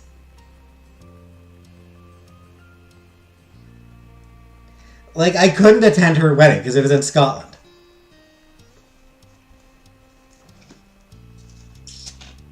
And other than that, yeah, I have no family to attend weddings for.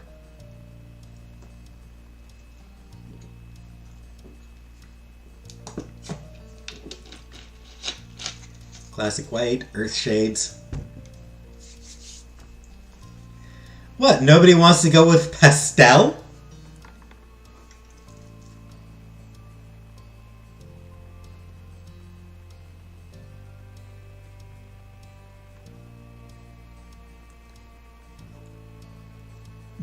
Debbie. Pastel.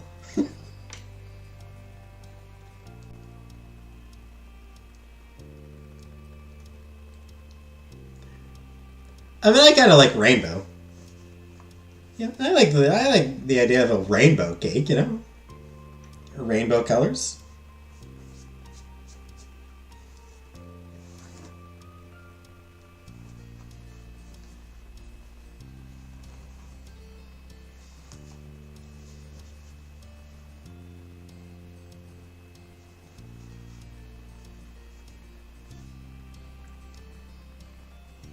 Yeah.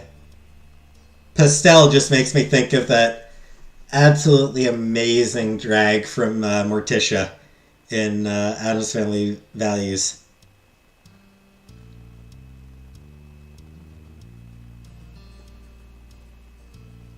But Debbie. Pastel.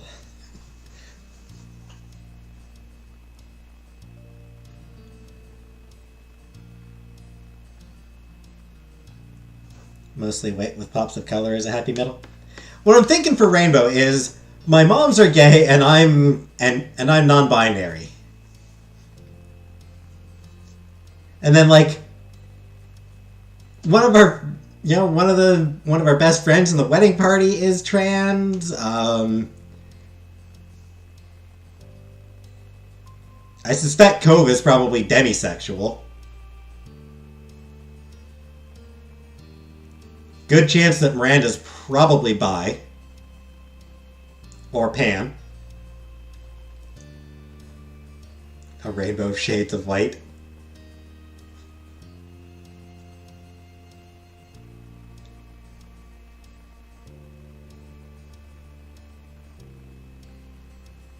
A rainbow of shades in white.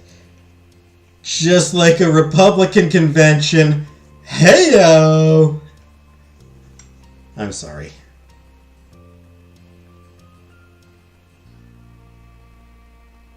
Muted tones? I don't actually know.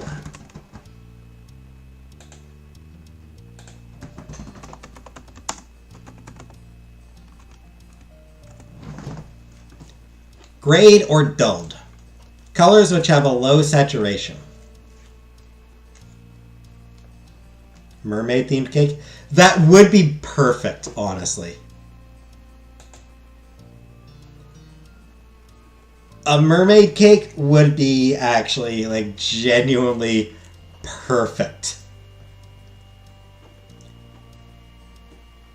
Muted cakes are cute. Yeah, like I said, I'm still thinking rainbow just because, yay, queer. Queer-friendly game and queer-friendly family, and yeah.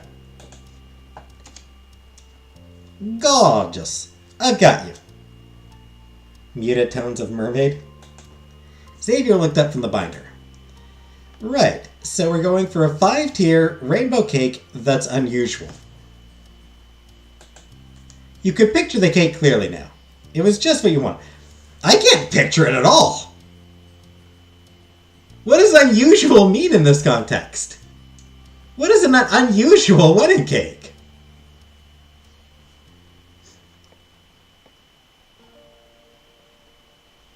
Could have sand on it, but the sand is actually crushed graham crackers. Cute. Yeah, that's right. Cove, who was staring at you like you'd saved him from a life or death situation rather than answering a couple of simple questions in a pleasant bakery, gave you a thumbs up. Xavier watched you both with a smile. This cake is really shaping up. Time for the fun part. I'll be right back. A beautiful disaster. Yep. They got up and made their way into the kitchen. The fun part? Cove echoed the words, puzzled but intrigued. He peered after Xavier, trying to catch a glimpse of the magic happening behind the closed doors. Craning his neck didn't grant Cove X-ray vision, but that was just fine, as he weren't kept in suspense for long. Xavier quickly returned with a large covered serving tray. Cove gasped, his fingers curling with anticipation. Careful, coming through. They lowered the heavy platter onto the table, where it clattered against the hard surface as it settled. Xavier lifted the cover to reveal several plates of little cake slices, with mounds of different frosting and filling flavors.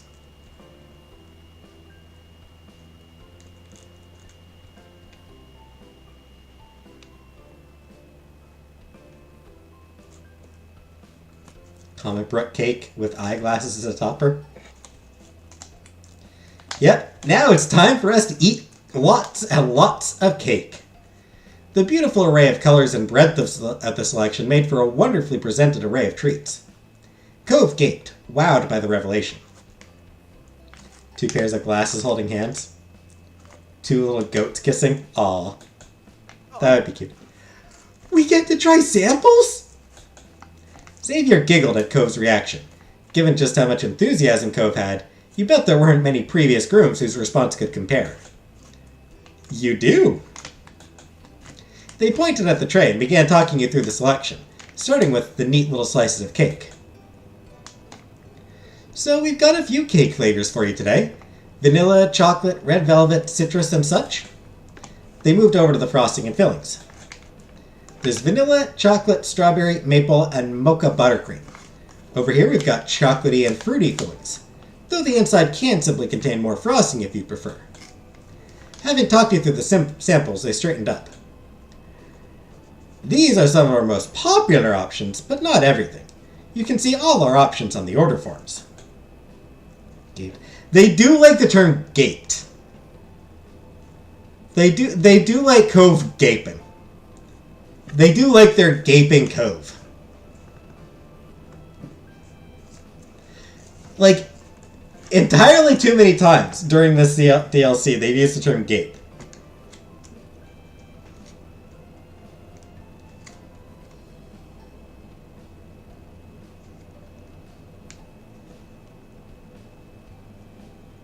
Cove gapes a lot in this DLC.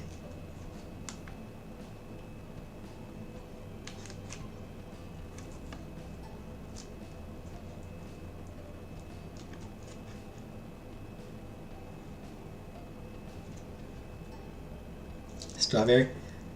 Oh yeah, I'm sure we'll have a strawberry here. As they talked, they took out 2 copies of the order sheet and presented you with 1 each. All the possibilities for each element of the cake were laid out before you. That's everything. You're welcome to eat whatever parts look appealing. Or you can have everything on the platter if you've got the stomach for it. It's the most agreeable, unique flavor for some reason. It is! Cove's eyes sparkled with anticipation. Knowing Cove, you suspected that he intended to take Xavier up on the offer to sample everything. He picked up the fork provided, and began systematically working through the platter. He took scoops out of the cake, frosting, and filling options in turn, moving from left to right and from top to bottom. You chuckled softly, amused that your hunch had been correct. Though Cove was evidently intent on eating a bit of everything, you noted that he was careful to leave at least half of each sample, in case you wanted it too.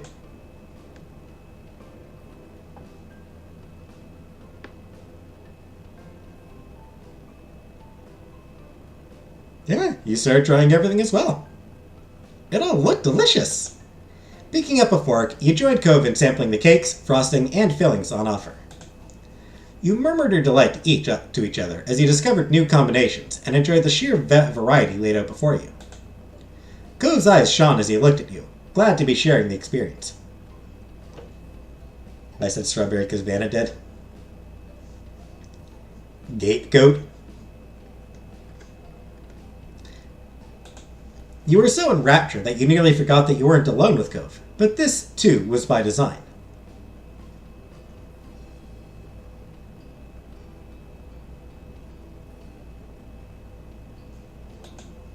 The baker stood by approvingly, careful not to do anything that might interrupt your enjoyment.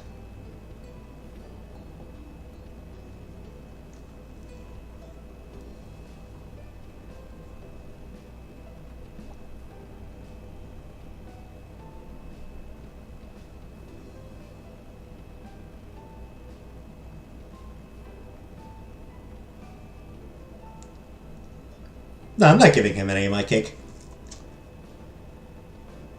You relaxed into the moment, enjoying the experience together.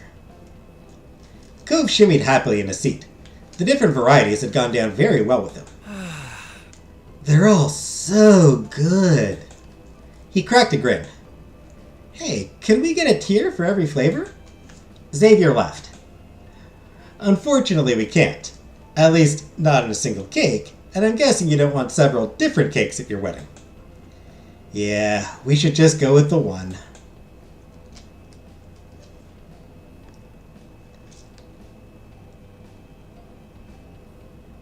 It's okay, Cove. We can always get cakes for our anniversaries in the future. It would be nice to taste the experience over again, year after year, especially if you could continue to get cakes from the same baker that had provided your wedding cake. The suggestion made him swoon for you. The promise of food and staying together was a perfect hit. Indeed. Now that you and Cove were experts in the bakery's cakes, it was time to figure out the details. We can do the cake all in one flavor, top to bottom, or let you choose 2 sets of different flavors. What works for you? Hey, Kitty Charms! Different flavors. Having different flavors for the tiers sounds fun. Obviously. Yeah, let's do that. Cove lifted himself up off the chair briefly to switch his position.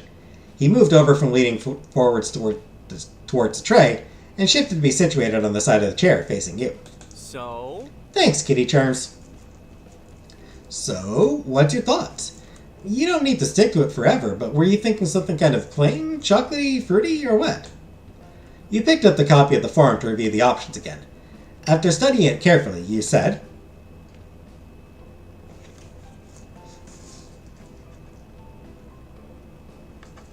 so, fruity is what we're going for?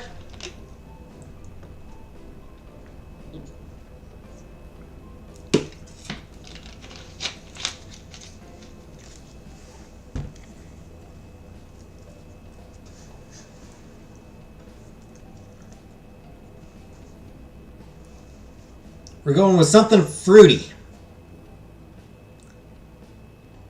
Just like your dad down at the bathhouse. I'm sorry. That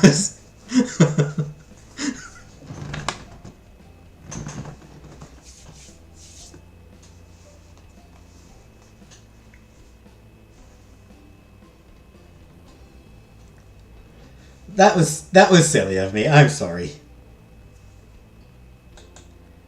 Fruity. Okay. He rested his chin in his hand as he stared thoughtfully into the distance. A smile drifted across his face as he pictured the possibilities for your cake. Then what do you think of, like, a lemon cake with strawberry buttercream and mixed berry preserves for the inside?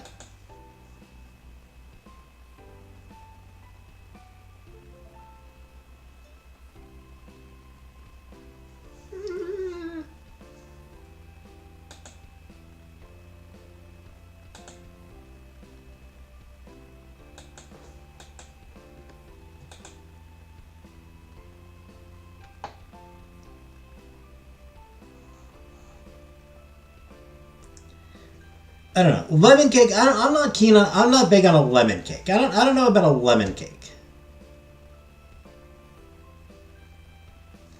You can get away with anything if you say throw in a Canadian story afterwards.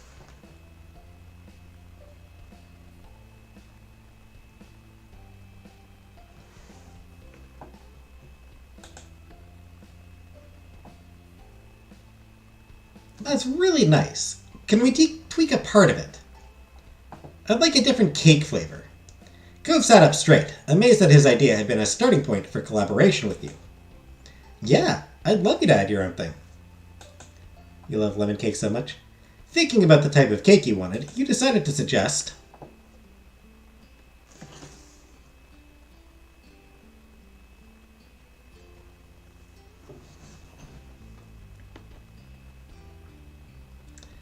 Alright, so if we're going with something fruity...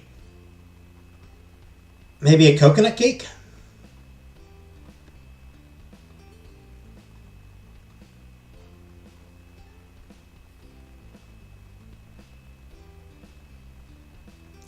Lemon cake? I don't know. It's just, I don't know.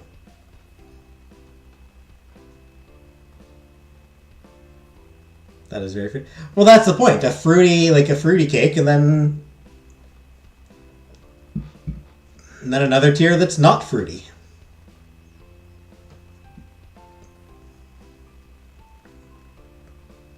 Ubi? Ube? I have no idea, Jordan.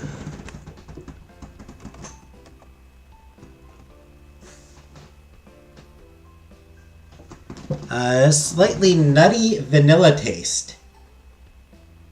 Popularly used in desserts in Filipino cuisine.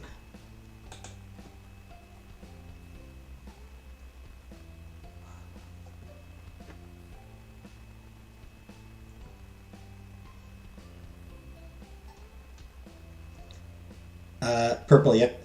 That seems to be basically it, Vanna. Mango cake might be good. Mango cake might be good.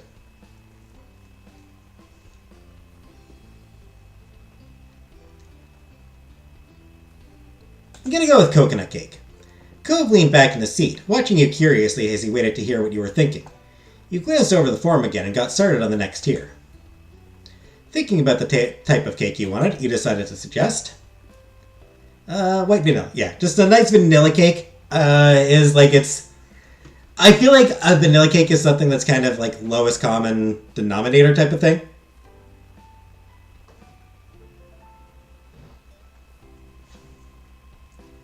You know, like it's one of those things, it's like it's... People are, you know... People eat a vanilla cake. For the frosting, you like the idea of... So we've got strawberry already.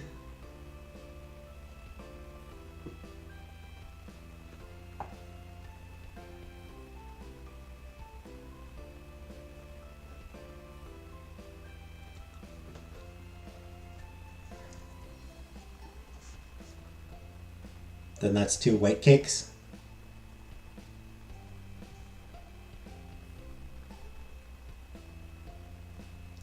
As someone who's eaten Astroglide, respectively now.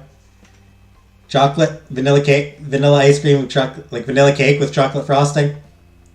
Something basic. When it came to the inside filling, you proposed.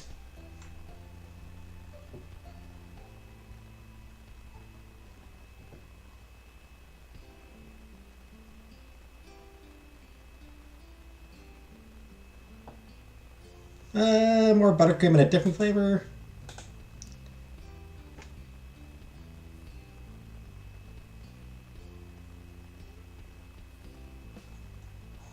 More of the buttercream in the same flavor.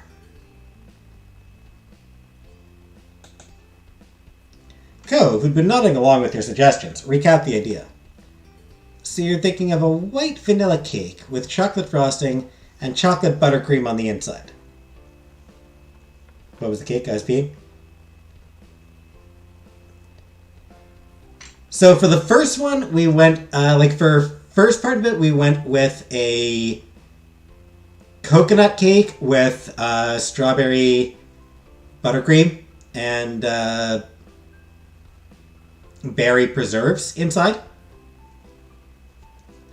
For the second one, vanilla cake, chocolate frosting. That's right. Sounds good.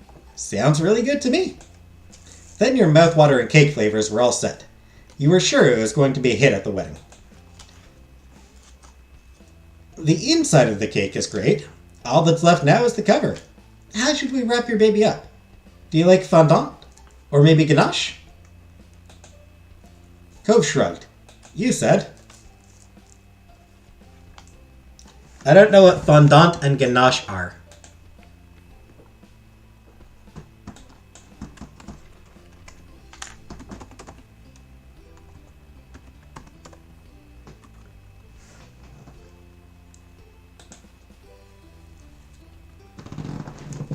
Yeah.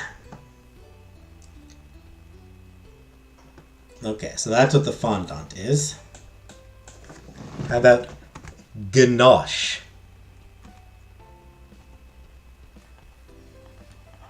Drippier.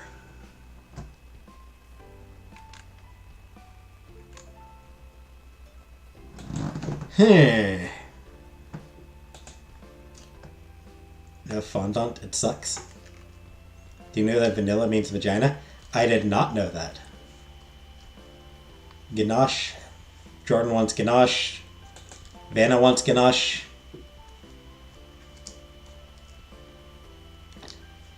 I guess we're going with buttercream covered in ganache. Got it. Almost done. They scribble that down on the binder. Finally, what elements would you like me to include in the design and presentation of the cake?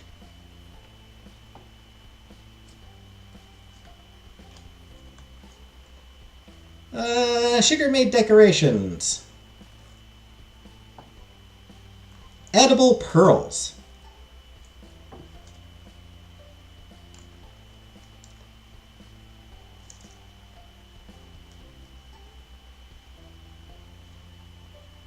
Fresh flowers, perhaps?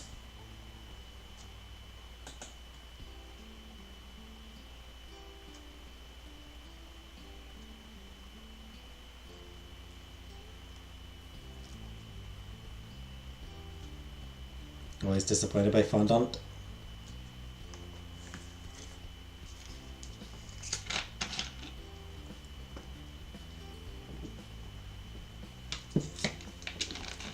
Visual representation. My guess, Comic Rook, is probably not.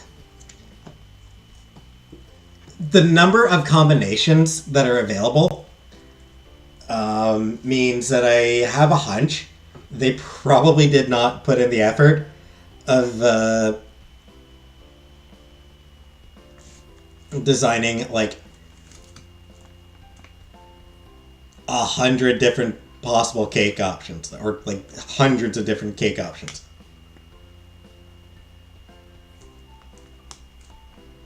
I already chose the flowers. Poppies and chocolate. I don't really know that we need any of the other stuff. And that's everything. Nice and straightforward. I like it. Awesome. We've got ourselves a cake plan. The baker's words made it official. You picked your wedding cake. You couldn't help being especially thrilled about that. The wedding cake was such a focal part of the party. Meringue is like baked Alaska. The contents of a weed whacker. It would be featured in photographs and shared among your family and friends. The joy of the day distilled into a beautiful confection. Just thinking about it left you speechless. You glanced at Cove out of the corner of your eye, wondering if he was feeling as excited as you were. He was leaning forward in his seat, a rapt expression on his face. As Xavier continued speaking, you pulled yourself back to the present. I'll take all the info you've given us today and use it to think up the finished design. I'll keep you in the loop on how it's going. Though, before you go, are you wanting any other desserts on the side? Maybe cupcakes or cookies? Or we could do something else if there's anything specific you have in mind.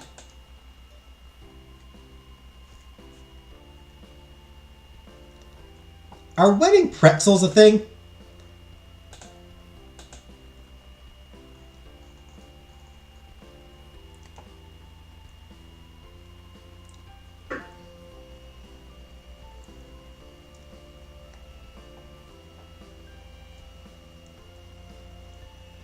I mean, that does sound cute, and that does sound cute and fun. Cove roared with laughter. He struggled to rein in his amusement long enough to speak. Please tell me that's an option. Just now turned on all comments. Unexpected, but not impossible. We can make you some pretzels. Cove beamed with delight. The three of you talked over the details of your additional dessert. Xavier skillfully guided you through it all to determine everything from your preferences for flavor and texture to the quantity you needed. Eventually, it was all set up. Xavier reviewed their notes in the binder. Remember the video for No Rain? I do. Or November Rain. When I was a kid, I thought the bride died because the fat wedding guest fell in. That was what I thought, Scripco. Like, that was what I always thought, too. Hey, PK. Like, I'm not gonna lie, that's what I thought, too. Dude jumped on the table and crushed her. That was what I thought happened. Because, like, the last shot before the funeral is the dude jumping on the table.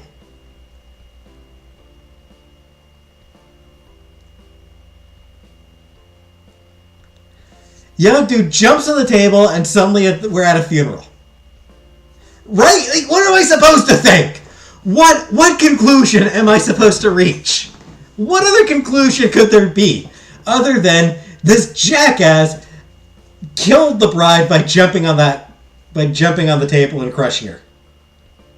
Crushed her under the table.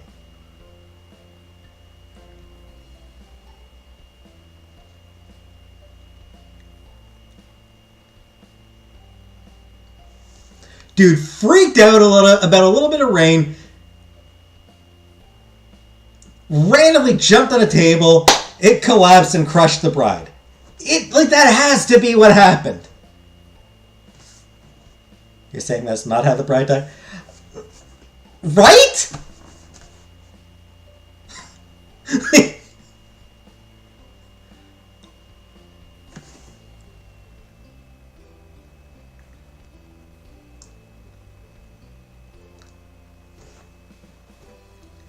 Also, I always find it ridiculous how much everyone freaked out over the rain. Why did the guy jump over the table? Unusual rainbow vanilla cake with chocolate icing in inside? Yep. What are they else? Like, who the fuck jumps over a table? Oh no, it's raining! Better do a fucking stunt! Dive over the table! Like, why? Why are you doing that? The hell is wrong with you, dude?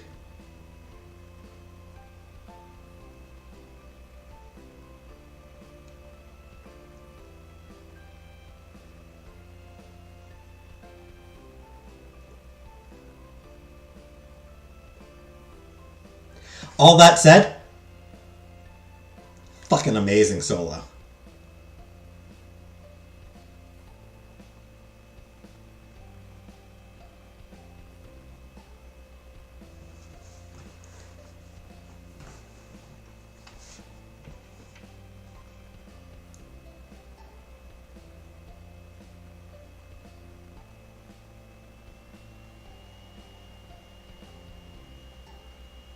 Shit.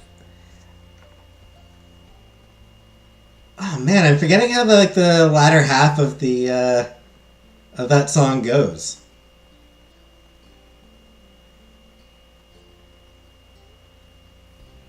Like, there's that bit that is basically designed as a sing-along part.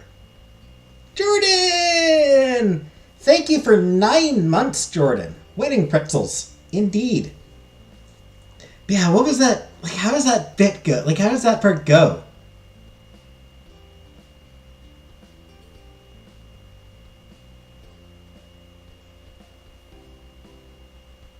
All I can think of is Sweet Child of Mine. Where do we go now?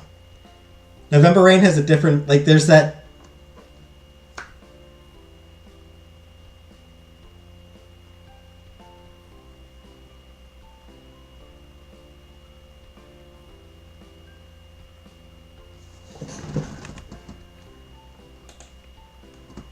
God damn it, gotta look it up.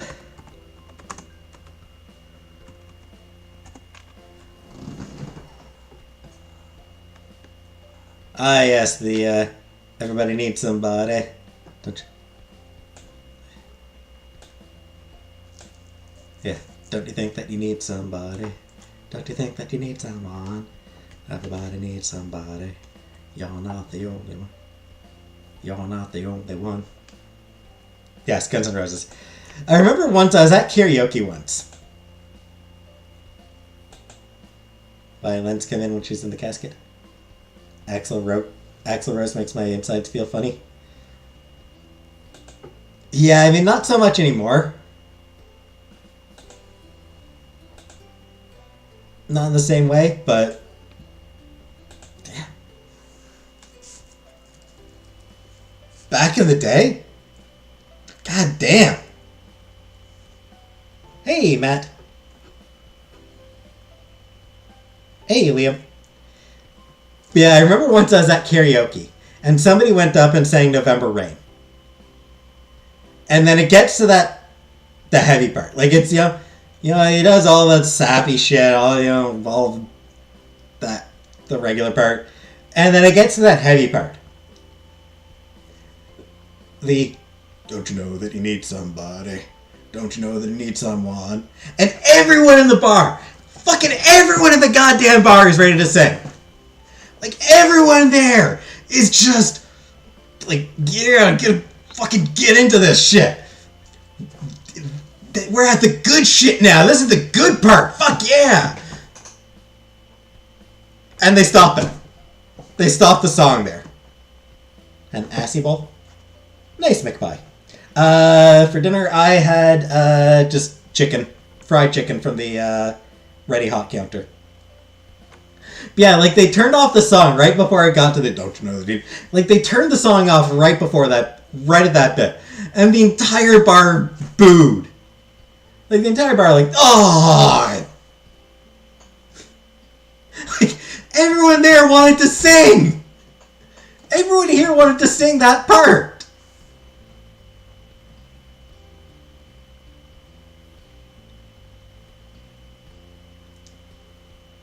It's like turning off Hey Jude at the na-na-na part, right?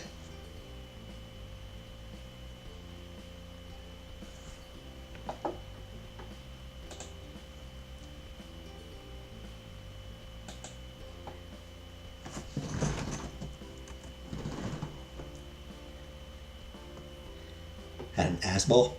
Anyway, Xavier reviewed their notes in the binder. So you're getting a 5-tier cake with an unusual kind of feel that's multi-flavored. Acai? Oh, acai, sorry.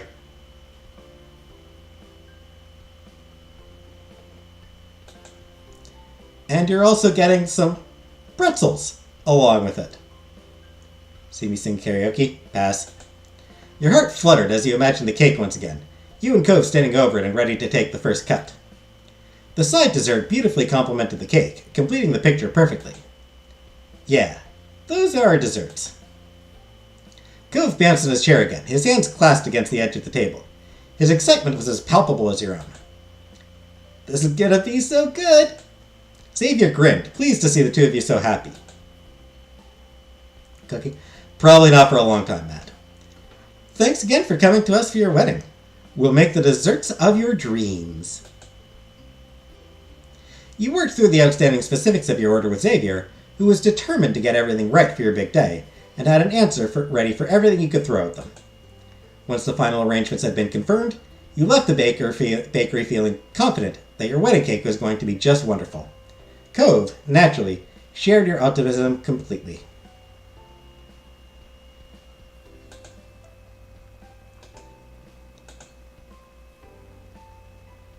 Alright, so that's another episode down. I think we are getting closer. Not too much left to do. Just a couple more things to plan.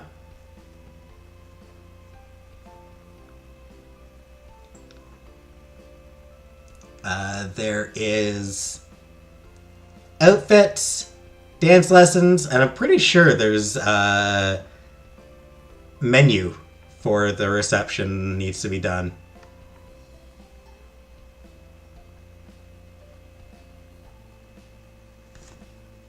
But maybe not, I don't know. But I'm pretty sure that's about it. So yeah, I think we are just about done the planning. We're very close to being done the planning for the wedding. After that will be just the wedding. So I figure maybe 2 more episodes. Probably.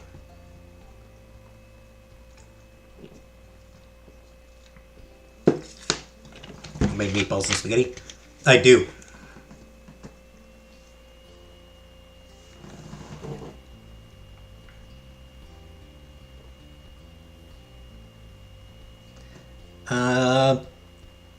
So yeah, that'll do for this episode. Would I ever cut my hair? No. I mean, I do need to. I do need to at least get it trimmed. I need a cut. I need to get, like, back up to here. Like, shoulder length. You know, I need to get it back up to, like, around here. I'm just fucking lazy. Getting a haircut means getting up before 5 in the evening.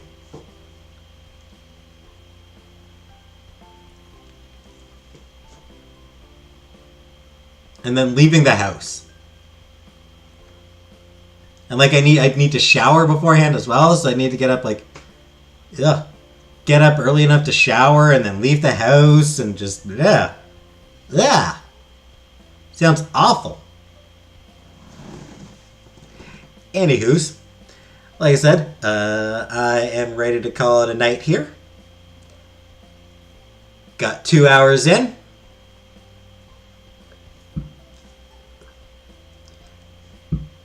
Excuse me. What time do you wake up and go to bed? Usually I go to bed at like 8 in the morning and then wake up at like 5 in the evening.